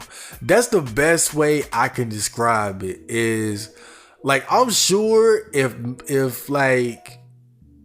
you got to know him and y'all played like Super Smash Brothers together, I don't know, but I'm sure if you got to know him, it wouldn't be that, like, he's probably like a decent dude, right? But I think that the way that he is off-putting to strangers. And I think that's the problem. Like, I don't think he's a bad dude. I just think that it's harder for him to bridge that gap with people he doesn't know. Like, he has a very awkward, like, off energy that's he's not connecting with other people. But this guy also says something interesting. He says, it's quite easy to kill attraction in women. A wrong move or revealing some aspect of your personality can completely kill attraction. Unfortunately, sometimes you do have to hide aspects of yourself, particularly any vulnerability for women, in order to be attractive to them. Anything weird or weak or left field often puts them off. And this is a big reason why, like, I feel like I might die a virgin. This is probably one of the number one reasons why I could really die a virgin, because I don't play that game. I realized this at a young age, that, you know, the best way to attract women is to play a certain role. You know, you have to really put your best foot forward. It's almost like when you go in to get a job, like you have to sell yourself. And it's the same way with women. Like, you're selling yourself as the best possible guy that she could pick. And that means focusing on your strengths and concealing your weaknesses. But like, I never liked that idea, you know. I understand why you have to do that for like getting a job, but when you're talking about personal relationships, like I'm not comfortable approaching people, real people, on a personal level that way, being that fake. I'm not saying like I'm gonna just go up and be like, hey, I got a small dick, right? But I'm not gonna be afraid to say that. I'm not gonna be afraid of revealing who I am, good and bad. And I think that's ultimately is gonna be a big that's gonna be a big issue with me, as far as the possibility of me ever getting a girlfriend or getting laid, is that like you guys know, I'm a very transparent person. Not like, and again, don't get me wrong, like even like with like you guys probably know more about me. Well, not more, because just based off of time, but like, man, if you watch How to Be a Neat, and maybe after I'm like 30 episodes into this, you probably know a lot more about me than like my friends, my family, because I'm still a private person, like in reality, but I don't mind being transparent. Like really, that's what I like about doing the podcast and shit, is that I like, it's an opportunity for me to vent things that I don't have the opportunity to do. Excuse me. That I don't have the opportunity to really talk about with other people. One, because I don't have a lot of friends, and two, again, I'm generally I'm not the type of person that likes to go deep. Like when I'm with people, I'm more like about fun and shit. But I'm not afraid to take it there if it goes there. And I think that's something that would make it very hard for me to get a girlfriend, is that I don't play that game. Like and what I don't like about that as well is like, you gotta, when you sell yourself as a certain type of person, then you have to stay in line with that, right? And I don't like that pressure. I like having the freedom to be myself. And it's like, if I'm selling myself as this hyper masculine man with no flaws, then that's what I have to kind of live. I have to live up to that. And I don't like that. I don't like that pressure. And I feel like that's not even how I really want to live my life, you know? Like, you know, I do things that because I want to do it, you know? I do things because I'm amusing myself. You know, and I do have flaws. I do have weaknesses. I have fucked up, you know, and I'll put that out there. But girls don't like that. Girls, they want a guy that's as close to Superman as possible, you know. And again, it's unfortunate, but this dude is like, he's pretty much spot on, man. Like, it's real easy to kill attraction with women, yo. Oh God, I feel like I'm developing sinuses or something. Okay, so the guy under him says, did he say that in any of his videos? No, he did not. I promise he didn't. Okay, and this guy says, that guy doesn't look bad, and his videos show that it's behavior and not appearance what makes you creepy. Now, again, this I have to disagree with. I think that it's certainly both. Without a doubt, it's both looks and... what do you say? Behavior, looks and behavior contribute to this. Cause I think again, the fact that people are trying to use this to discredit halo effect is, again, ridiculous. Again, he's a decent looking guy, but the fact is, like, his energy is way off from the norm, even compared to like a lot of incels. You know, this guy's energy is I mean, he almost seems like he's borderline slow. I mean, let's be real. I gotta be real. Like, it's real. He's exceptionally off. Like, let's be real about that.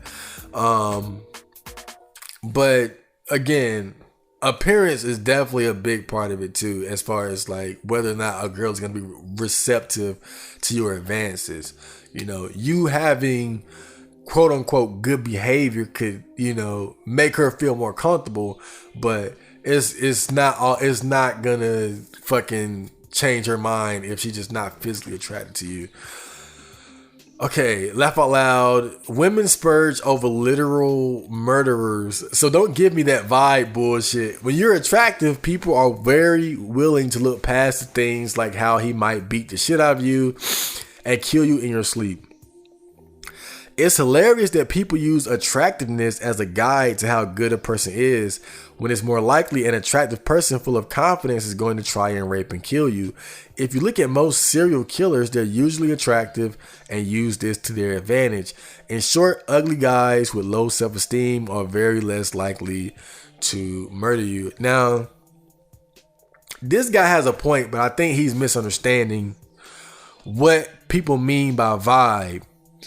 Now, when people talk about like vibes and energy that women are attracted to, the thing you have to realize is that women are not attracted to good morals. You know, like giving off a good vibe does not mean you're a good person. It's not saying you're moral. It's not saying you have good values. It's not saying you go to church every Sunday. It's not saying you wear a suit. It's not saying that you save cats from trees. That's not what it's about. Like, the vibe that women are attracted to is the masculine, capable vibe. That's what women like, is the vibe of I'm sure of myself. The things that I do, I'm good at doing, and I will fuck you up if you disrespect me. That's the vibe that women like. That's what people don't get. So whether you are a serial killer or a priest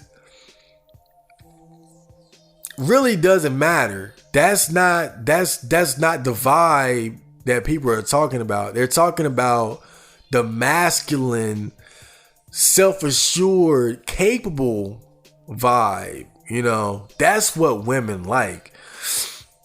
They don't like you because you don't kill people. You know, that's like, no woman has that on her list of like pros. You know, he doesn't kill people. Like, no, it's the attractive vibe is just it's a vibe that women just find attractive and comfortable.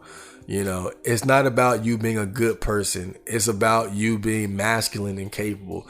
And he doesn't have that masculine, capable vibe. He's decent looking, but he approaches so awkwardly, and he's unable to bridge the gap that, again, they're not sensing any masculinity from him, and they're not sensing any capableness from him, because if he was capable, he would be capable of bridging the gap between two strangers, himself and that female. Again, some guys can do that. They can walk up to a total stranger and make them instantly comfortable. He doesn't have that. So right off the bat, he's not capable. Then on top of that, he's not really overtly masculine. I mean, great. He's got a beard, but all that shit is offset by everything else he's doing.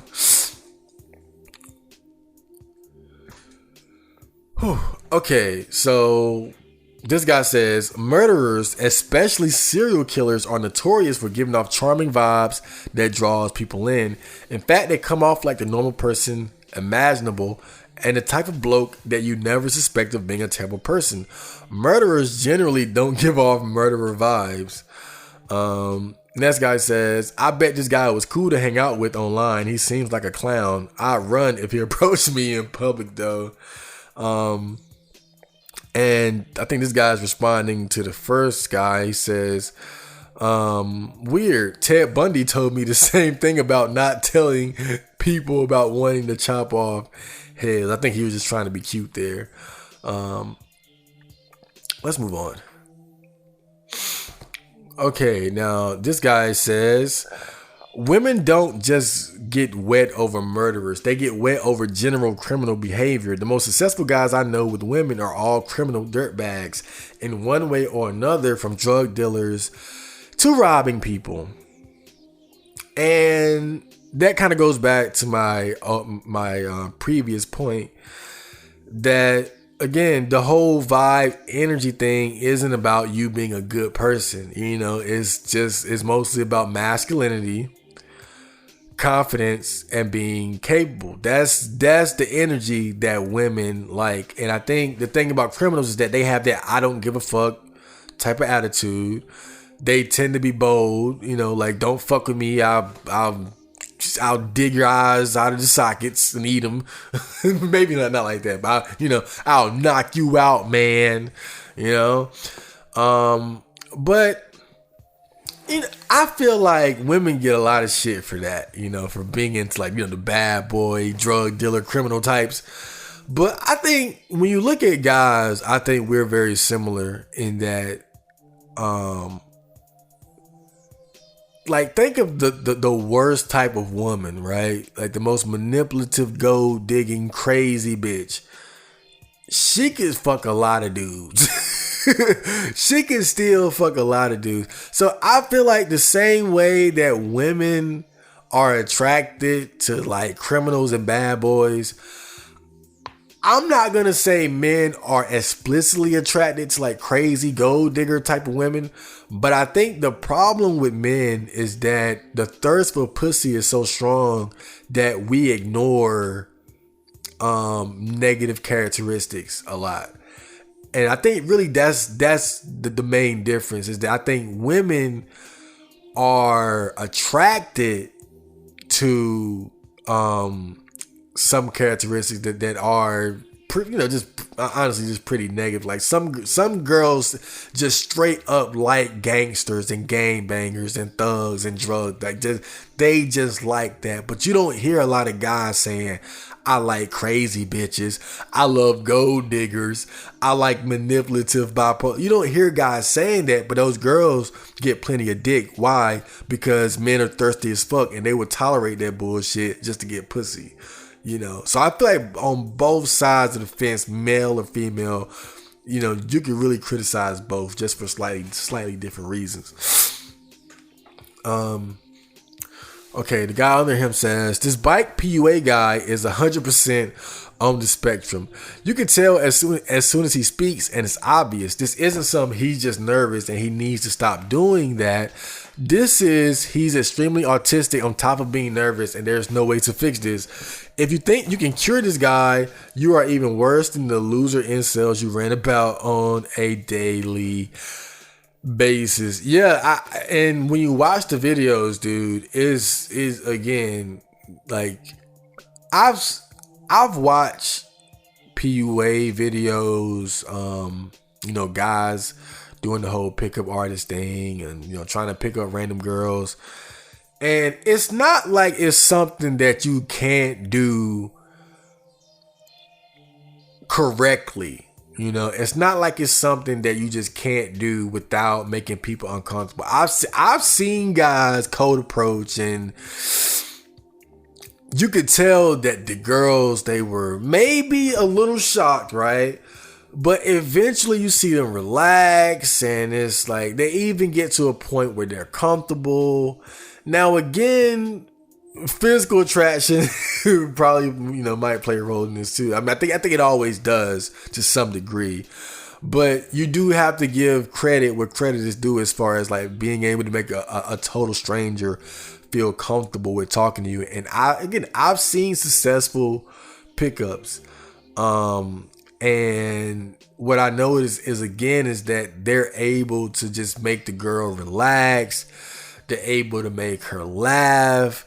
They put her in a good state of mind, and he doesn't have that ability. He doesn't have that ability to make the girl take her guard down even a little bit. He doesn't have that skill at all.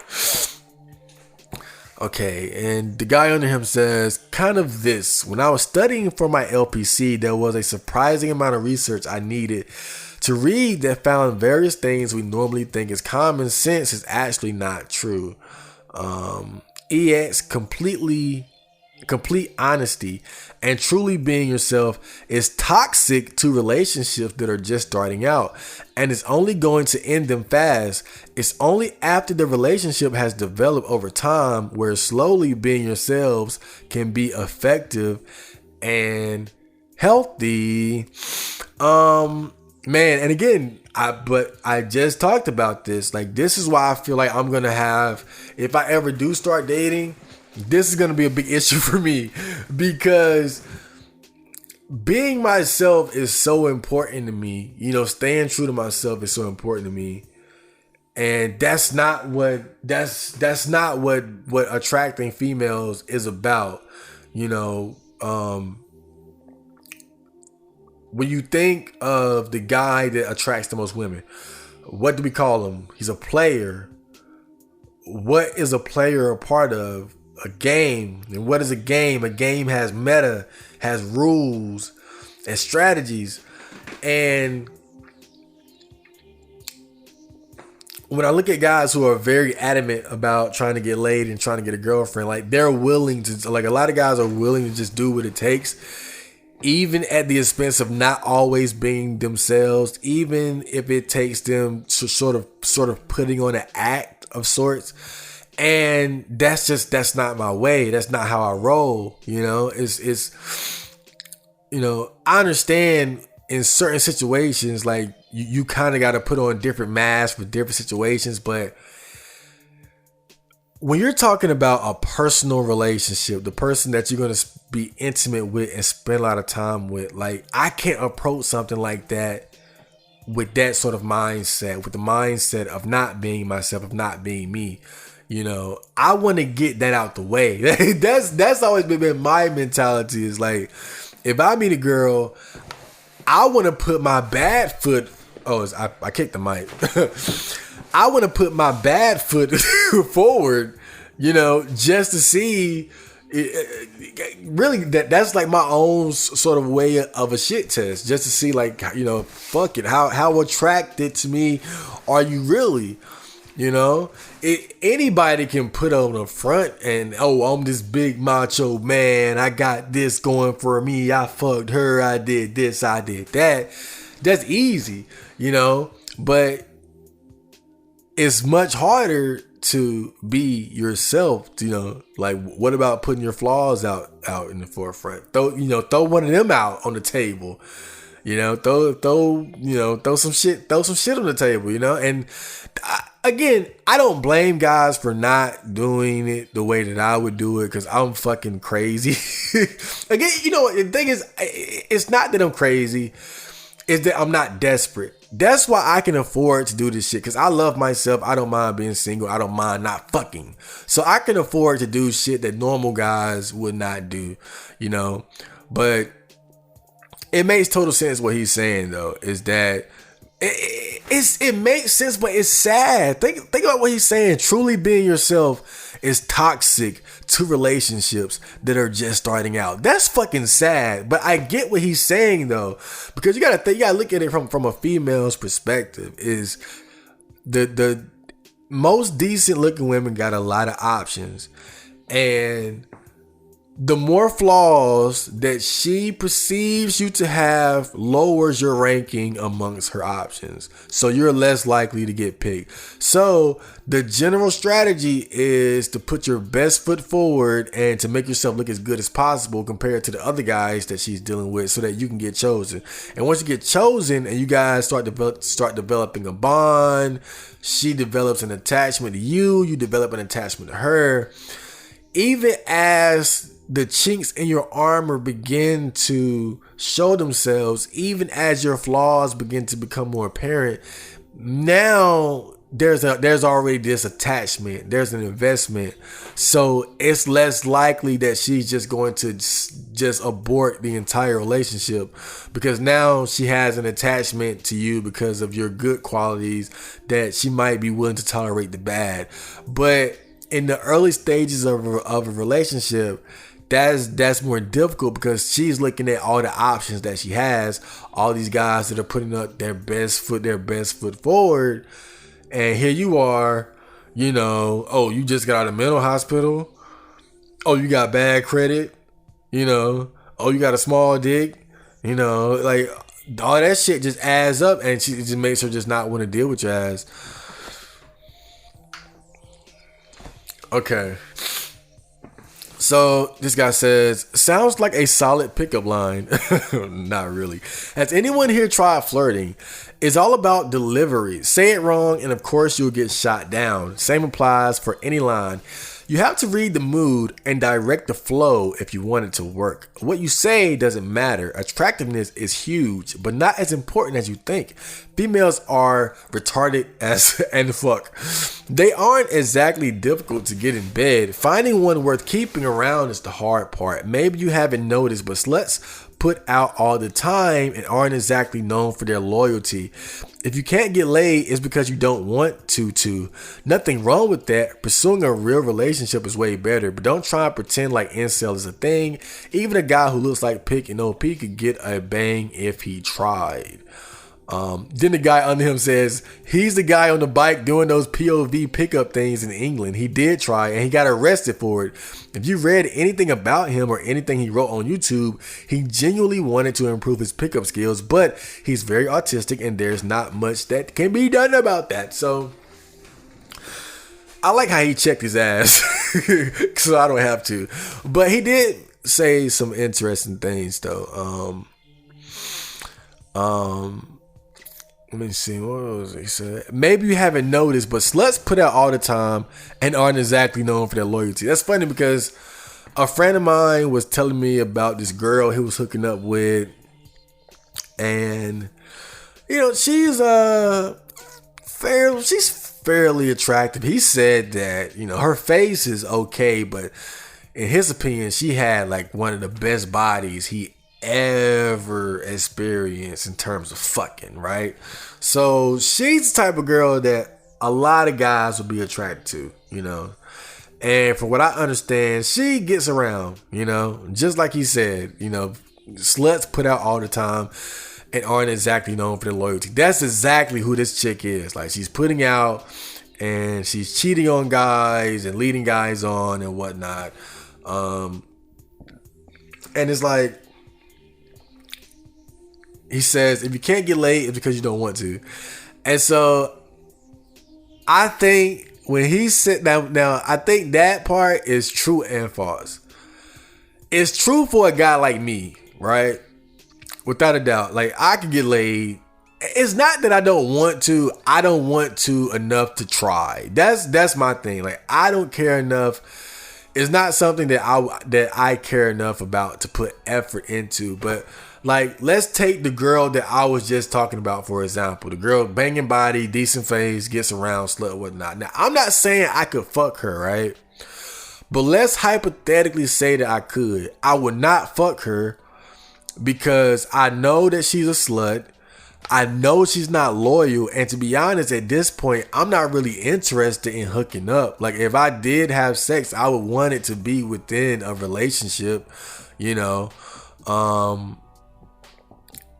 And I know I can't get that from her. I know I can't, like, I would not expect loyalty from her when I know her. She's a known cheater. She's a known manipulator. So even if I could fuck her, I wouldn't fuck her, because again, she's a slut and she ain't loyal. So that's not attractive to me. But the average guy, isn't like me and is like, oh, fuck it. They would do everything from hook up with her to even try to wife her, but I wouldn't do either. So I think on some level, there are guys like me who just, we're not fucking because we don't want to. But I disagree about the idea that, again, anybody could do it if they tried. I think with all the guys struggling with dating and having sex now, I don't think you can just chop it up as well. You're just not trying. I think, again, I've said it time and time again, but I truly believe that we are primarily a tournament species, which means that some men are just simply left out of the dating, mating game, period. And I think that's what we're witnessing now. It's just that because of the whole, just world fallacy belief, everybody wants to believe that, there's a girl for every single guy. If you just, put on your boots and I don't know, lace your bootstraps. But again, I think that's bullshit. But again, I think, some guys are fucked, and then some guys like me, and we really just don't care, or we don't try, or we're not looks maxed or money maxed or whatnot. So this guy says he's not even that bad. No, he chases after women and leaps in front of their paths so he can begin the conversations while facing them instead of just calling hey or something. He's not even aware that women are flustered by this. His pickup lines conversation starters are pretty fucking painful. Both the lines themselves and the delivery. Something tells me I should talk to you. He's not completely unsalvageable, but he needs a dedicated artist pro or at least a good friend to work on his communication and interpreting others' reactions. Or he could get arrested and likely beaten to death by Yobs at a later date. Let me get a sip of water.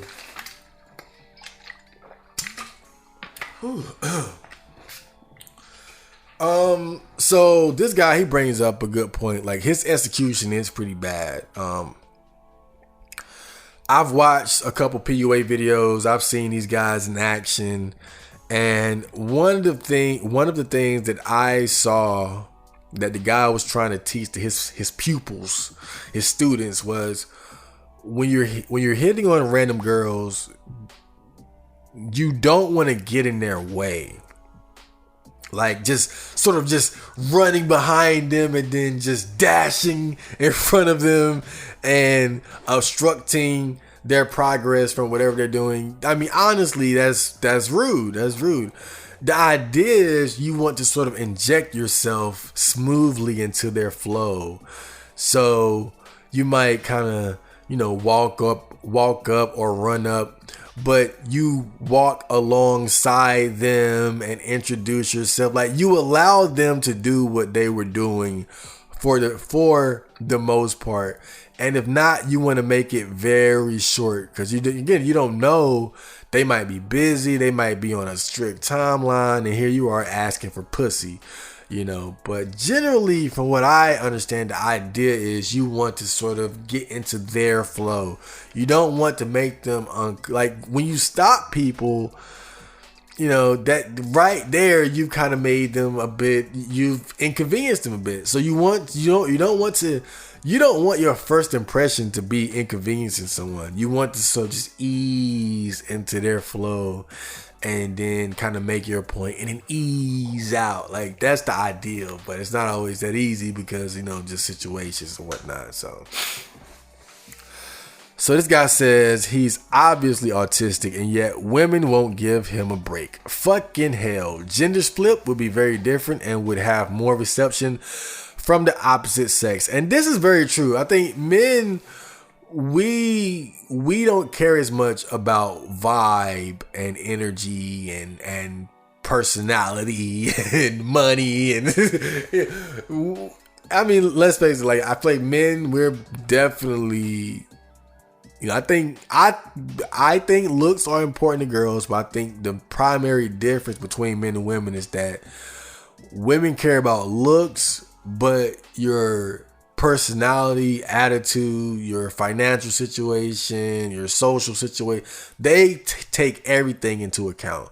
And I think men, we're mostly physical. It's mostly like, well, if you're cute or pretty or attractive and you're not mentally retarded, then that's pretty much fair game there. So I think this is what he's saying is pretty obvious, Of course the girls aren't going to give him a break, but if this was a weird, like, awkward, shy, autistic girl approaching me, I would definitely be receptive. That would be good. Oh man, that's cool.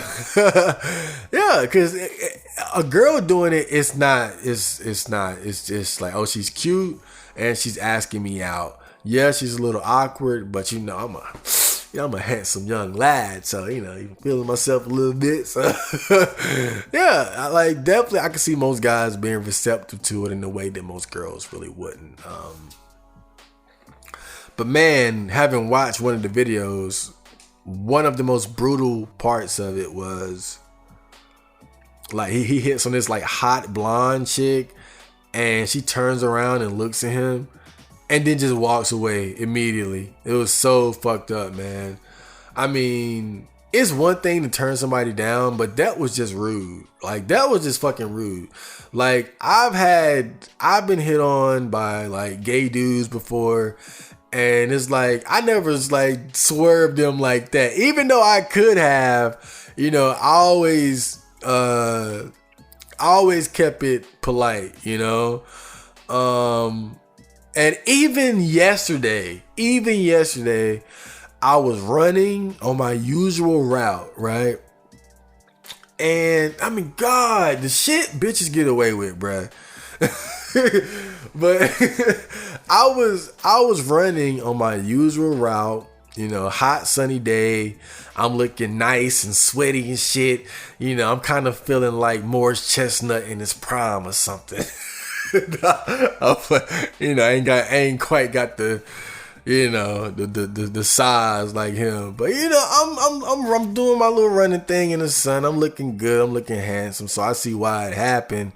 So I'm running, and this fat girl in a car like pulls up, like let me see, it's like where I was running is like a sidewalk, but it's a dirt path that's sort of like it's a sidewalk, and then it's a dirt path on that sidewalk leading to like a back alley somewhere. And she pulls up like almost into that dirt path in front of me as I'm going that way, right? So basically up like getting in my fucking way. So she pulls up right in front of me, and like she's like calling out to me and waving for me or whatever. Now again, I don't know what the fuck she wanted. I'm assuming this is just some fat chick trying to hit on me, And I could have just completely ignored her. But I noticed her, I saw it. Again, I don't know if she was trying to hit on me or not. Maybe she was, because some people have just seen me running and asked me questions about it. Like the mail lady stopped me one day, but I wasn't running when she stopped me. Like I was running. So I felt kind of like, dude, you see me out here doing my thing and you just gonna pull up in front of me, and so anyway, like I see her, she's some fat chick. So I'm like, oh God, it's either a gay dude or a fat chick. It's a fat chick this time. And she's like waving and motioning me to come over. But in my mind, I'm like, hell no. I'm in the zone. I'm almost at the library.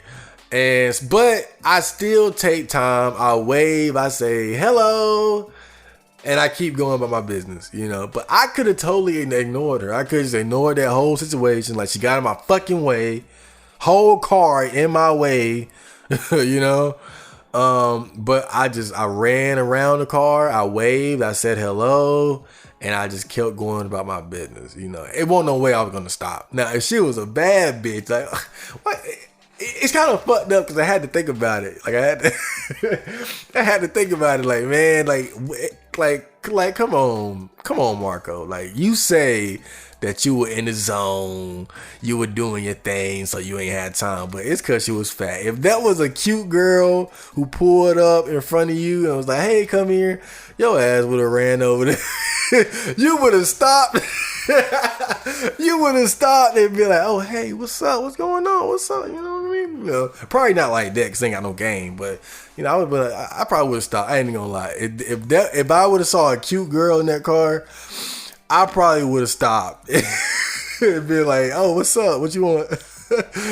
Oh man, but I digress. You know, I'm just saying though, even in a situation like that where I'm obviously busy, I'm running, I'm getting it in, I'm staying in shape, and this fat bitch put a whole car in my way, and I still was polite about it and waved hello, gave her a big smile. I had to keep going. You know, I ain't about to stop talking to this fat bitch, but still I acknowledged and I was polite. That blonde girl in that video took one look at that motherfucker and then walked away. That shit, man, savage, just fucking savage.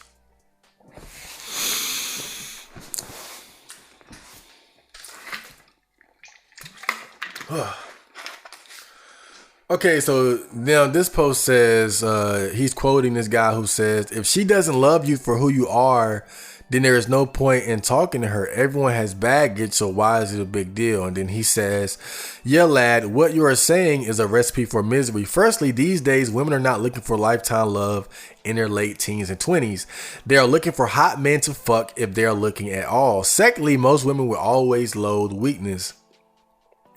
Half of marriages end in divorce, and they are almost always initiated by the woman.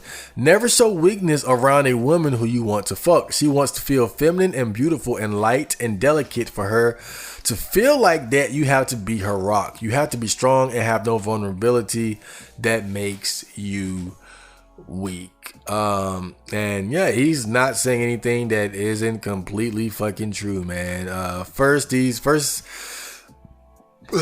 These days, women are not looking for lifetime love in their late teens and 20s. They're looking for hot men to fuck if they're looking at all. And, you know, this is kind of what we talk about quite a bit. You know, how women want to ride the cock carousel and then they hit the wall and then they're ready to settle down with a beta provider or beta male who will provide for them. You know, that's kind of the process that a lot of women kind of go through. They enjoy their youth by fucking the hot men, and then they settle for the stable man later. Many such cases. Secondly, most women will always loathe weakness and, you know, never show weakness around a woman who you want to fuck and whatnot. And see, all this makes sense, but I think the reality is that everyone has baggage. Just like the guy said, we all have weaknesses. We all have chinks in our armor. None of us, except Barack Obama. No, I mean, look, I don't want to just drag everyone down to our mortal level. Like, some guys are just damn near flawless. Let's just be real about it. Some guys, everybody has some chink in the armor, but some guys definitely is some guys more than others, right? And it makes sense. On one hand, it makes sense that women don't want to deal with a man's weakness. You know, I remember I was watching Patrice O'Neal, one of his podcasts or radio shows, the Opie Anthony show, and you know, he was talking about bitches, and he was like, you know, bitches just, they don't want to be your mama or something, like some shit like that. But again, he was right. It was like, women want a guy that has his shit together. They don't want to have to deal with your bullshit, but they want you to deal with yours. And I think, again, that's on one hand, I understand why women feel the way that they do. Because really, I don't want to deal with other people's bullshit either. But I hate how it's so one-sided. I hate how it's like, you don't want to deal with my bullshit, but you want me to deal with yours. That's what I hate about it, is that it's totally one-sided. And it's like, again, I just feel like I can't love you. I can't love someone like that. You know, I can't love someone that feels that way about me, where I'm just supposed to be this unfeeling rock with no weaknesses that is just the perfect utility for her. Again, I understand that line of thinking. It makes sense. It's perfectly logical. I'm not saying it's bad. I'm just saying, as a human being with flaws, with weaknesses, as a real person, knowing that you don't want me to like you don't want to deal with what my reality is, you know, how is that supposed to make me feel? You know, I'm not trying to say like I'm using that as an excuse to be weak. You know, I think every man is on his own personal journey to be as strong as he can possibly be. As Ippo Makinochi, whatever. As Ippo said, what is it like to be strong? What does it mean to be strong? What does it feel like to be strong? I think every man is trying to be as strong as he possibly can. But, you know, we're only on that journey because we recognize the weakness within ourselves, and women don't want to deal with that. They don't want to deal with the weakness that we have to overcome, that we have to deal with to reach, you know, higher heights of masculinity and strength. You know, just like Patrice O'Neal said, you know, women, they wait at the finish line and they fuck the winners. That's their whole game plan. And I think, so again, this guy, he's not saying anything wrong.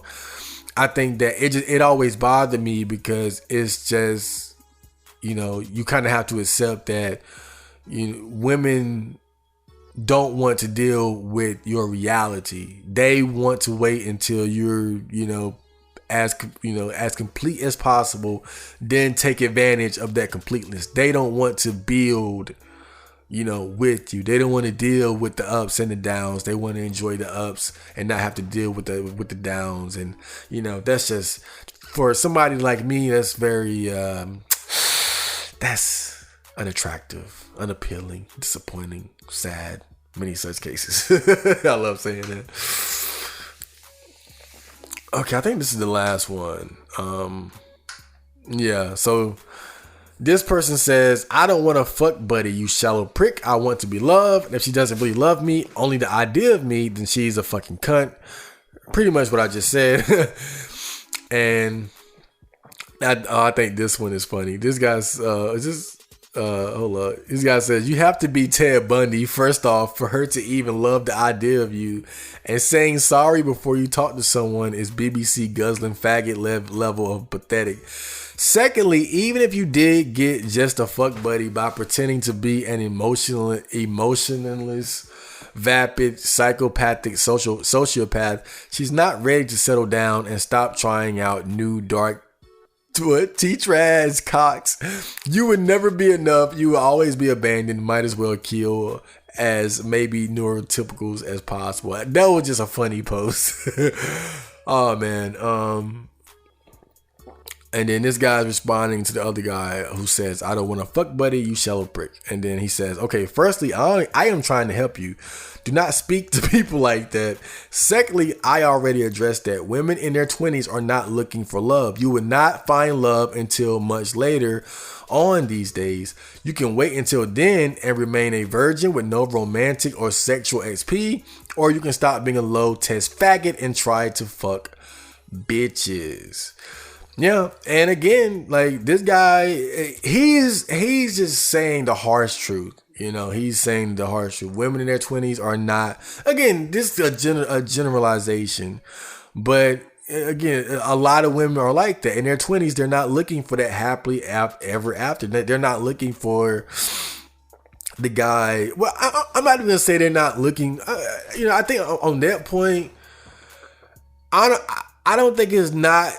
I don't think it's that they're not looking for love. I think that like they're going through that phase of trying to fuck the best guy that they can get, and it doesn't always work out. I think that's a big part of it. I think even women in their 20s, if they met a guy that was the complete package, you know, I feel like they would at least try to make it work. You know, like if Lil Wayne showed up or something, I don't know, like Lil Baby or the Baby. There's so many babies in the rap game, but I'm saying you take the average thought, and let's say now a rapper has taken serious interest in her.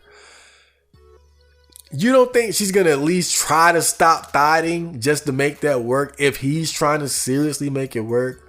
You know, I think a lot of the thing with I think a big part of why women thought for so long is that they're trying to find a guy that's complete package, and they can't. Like they're chasing after the best guy that they can get, but if it's the best guy that they can get, that guy obviously has other bitches as well. And so these type of guys tend to be players. They tend to be assholes. They tend to be the type of guys that don't want to commit, you know. But again, I think, yeah, some women are not looking for love, but I think a lot of it is just that they're looking for love in all the wrong places. You know, they're at the height of their beauty.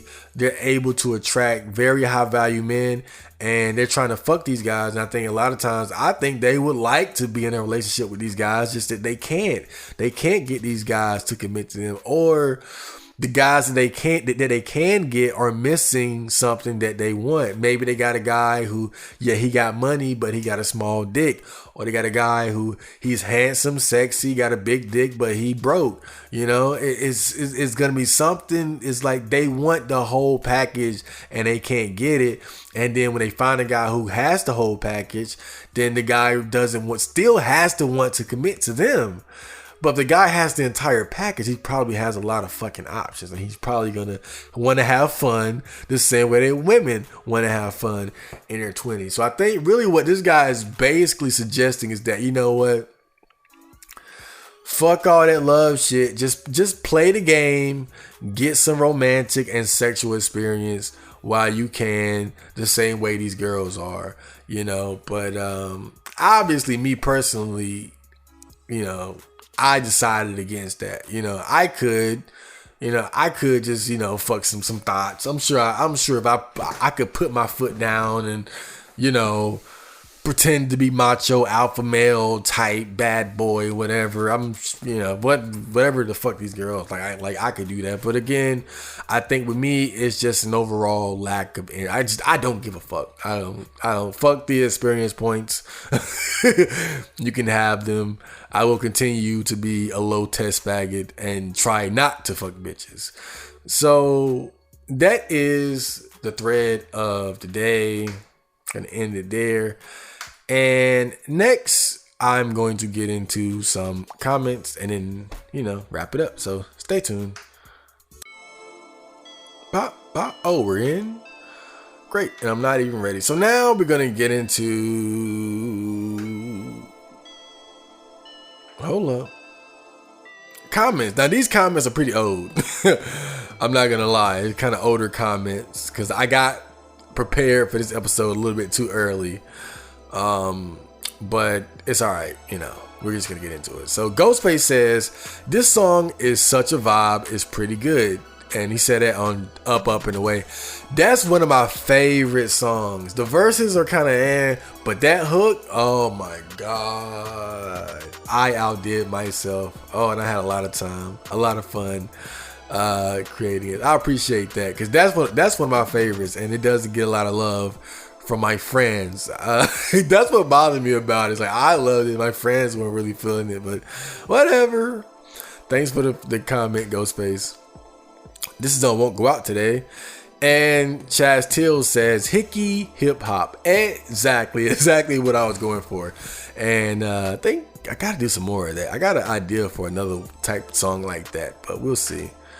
Okay, Oren Dillion says, Fuego. And he also says, you should make tutorials on making beats, YouTube friend. That's on the Super Kawaii beat. I do have the process that I kind of forgot about. But yeah, I'll continue to use that as sort of a way to make like beat making tutorials. But really my process is just very standard. Like, I feel like the technical aspects of it, I've pretty much covered. You know, I think that I kind of go by a certain formula. Probably should diversify it a bit, but yeah, I think I'll probably get more into that in the future. Just I gotta do other shit now. Okay, just random shit says you need to do a Santa Barbara type. You need to do a Santa Barbara type songs. You know, and that kind of scares me because I did that and it got deleted off YouTube. I don't know. I could see myself doing some more, but probably more subtle, like Rather See You Die. But I don't know. I guess for a song like that, I gotta really be in the mood. I gotta be in the mood for that type of shit, man. But thanks for the comment. Okay, Kakapoop says, make a diss against the Jannies. No way. I don't want them to reveal my post history. Oh, man. I think the Jannies, I don't know. I'm pretty sure he's talking about the Jannies on 4chan and R9K4. I don't really have anything against them. I honestly like how lenient they are, to be honest. I don't know. I don't have anything against the Jannies, really. Because they're always watching. Thanks for that comment. Strippo says, hear from Fit. Are you aware of the YouTuber Jax Blade asking for a friend? Also, have you seen Damburu, Nankido, Moteru? That's a no on both of those, my friends. But obviously, I think that last part is an anime. Maybe I'll type in and check it out. We'll see. Thanks for the comment, friend. Boreal says, how someone named Chad can make such a beta song. I always talk about this, man, but you know, my name being Chad has nothing to do with the Chad meme. That was just the name of my Fallout 3 character, and it just kind of stuck. So yeah, but I understand it's a very common misunderstanding. So yeah. Zang, old friend Zang says, this was inevitable and it slaps. I appreciate that, man. Social Distance is a pretty dope song. Simple beat, simple song, but still got that heat. I appreciate that, man. Okay, Dex says, I'm living it up in quarantine, basically the same as normal life, but I interact with normals even less frequently. Hopefully it lasts a while longer. I gotta say, man, like, I like my friends, I do, but man, I at heart, I'm a man of solitude. I love people, I really do, I adore people, but, whoo, man, I'm selfish when it comes to my personal time. And the good thing about quarantine is that it gave me a little bit more of a reason to kind of keep people at bay, you know. And I need to start reinforcing some of those rules. But yeah, man, I totally understand. This is going to be one lit summer. I can tell from this single track. Oh yeah, and then really the summer is just getting started. It's like, let me see. It's been summer for about 1 month now. Yeah, it took me about a month just to get myself back into like productive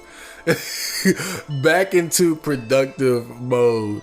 But yeah, definitely look forward to seeing some more tracks and some more beats and all kinds of shit coming up, because now I'm kind of finally getting myself back organized. I'm back on my normal sleeping pattern, so look forward to a lot of cool shit this summer, man. It's gonna be a blast. Thank you, Cop. Okay, now this guy on the Simper Pimp episode of the OCM Botcast says, have you thought of having guests in these podcasts? Hearing people's stories and their path might be an interesting way to take these podcasts. What makes your music special to me is its unique topics and perspective. With that new That Feel With No Girlfriend documentary dropping, I think that getting some other robots on the podcast will help boost the quality. I have recently made friends with hyper-religious guys. I'm not religious. Understanding their worldview and hearing their stories of isolation was truly inspiring, and implementing other stories into these podcasts would be great. Also, thanks for making what I think is your best piece, Cashier Girl. It reminds me of a recent encounter I had with this one girl. I also like the parts at 1 and 133. Yeah, I mean, I already had a guest, Seth from 5chan. But definitely, in fact, man, I think even because I don't really have an idea for the next episode. So I think on the next episode, I'm going to definitely make a push to get a guest up there. But that was definitely one of my original intentions, is to have people from R9K share their unique stories and backgrounds and experiences and perspectives and whatnot. So moving forward, that's definitely going to be, in fact, the very next episode, I guarantee you I'm going to have another interview. It's just that these are already long as fuck, and adding an interview on top of it, like, it's got to be the main topic. But that does make it a little bit more easier for me because I don't have to do any research. I can just talk to somebody for an hour. Oh yeah, so yeah, definitely the next episode, look forward to an interview. So yeah, man. Thanks for that comment, Bajkin. It's a cool name. Okay, now Lothar says, this shit reminds me of the story of one of King Arthur's knights. I think it was Lancelot, but he had a bad honey who was beautiful beyond belief during the day, but at night she was ugly as sin. She asked him, what would you prefer me to be, pretty at night or day? He gave her the choice, and because of that, she was beautiful at all times of the day. This choice mentality is such a different take at the whole men chase women. Women don't, because in some way women do chase to some degree. But I'm kind of confused about the story, but I'm thinking that my assumption is that the moral of this story is that by being somewhat detached and allowing the girl to make that choice kind of benefited the guy in a way. And so I think he's kind of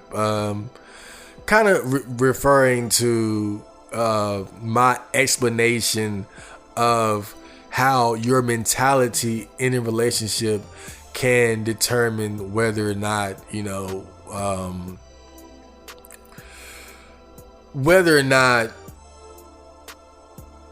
your interactions with the girl could be considered, some pimp shit or some simp shit. A lot of it is just how you perceive their like what their relationship means to you, rather than, just trying to have a chokehold on the girl or the relationship itself. But definitely kind of made my brain spin there a little bit. Thanks for that comment. Okay, so this is on the Trigun anime review. This guy says, oh shucks man, this is giving me major 2003 nostalgia. As a 5-year-old, I would rush to go home from school just to watch the 4 p.m. localized dub showing of it on GMA 12, and then the English dub at 5 p.m. on Mix 23. Them were good times. Used to have silly fights with my classmates as to whether who was better between Vash the Stampede and Spike Spiegel. I was just on a Trigun and Cowboy Bebop binge this last week, and it's incredible how after watching both of my favorite shows and reflecting upon their themes, I end up being in the same predicament as the Bebop crew and Vash, stuck in time and nostalgic for the past, Well, I can answer that question for you.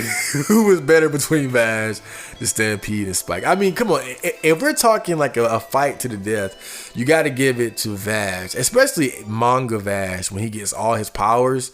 Because Vash is not human. Spike is a mortal, a man, a human being.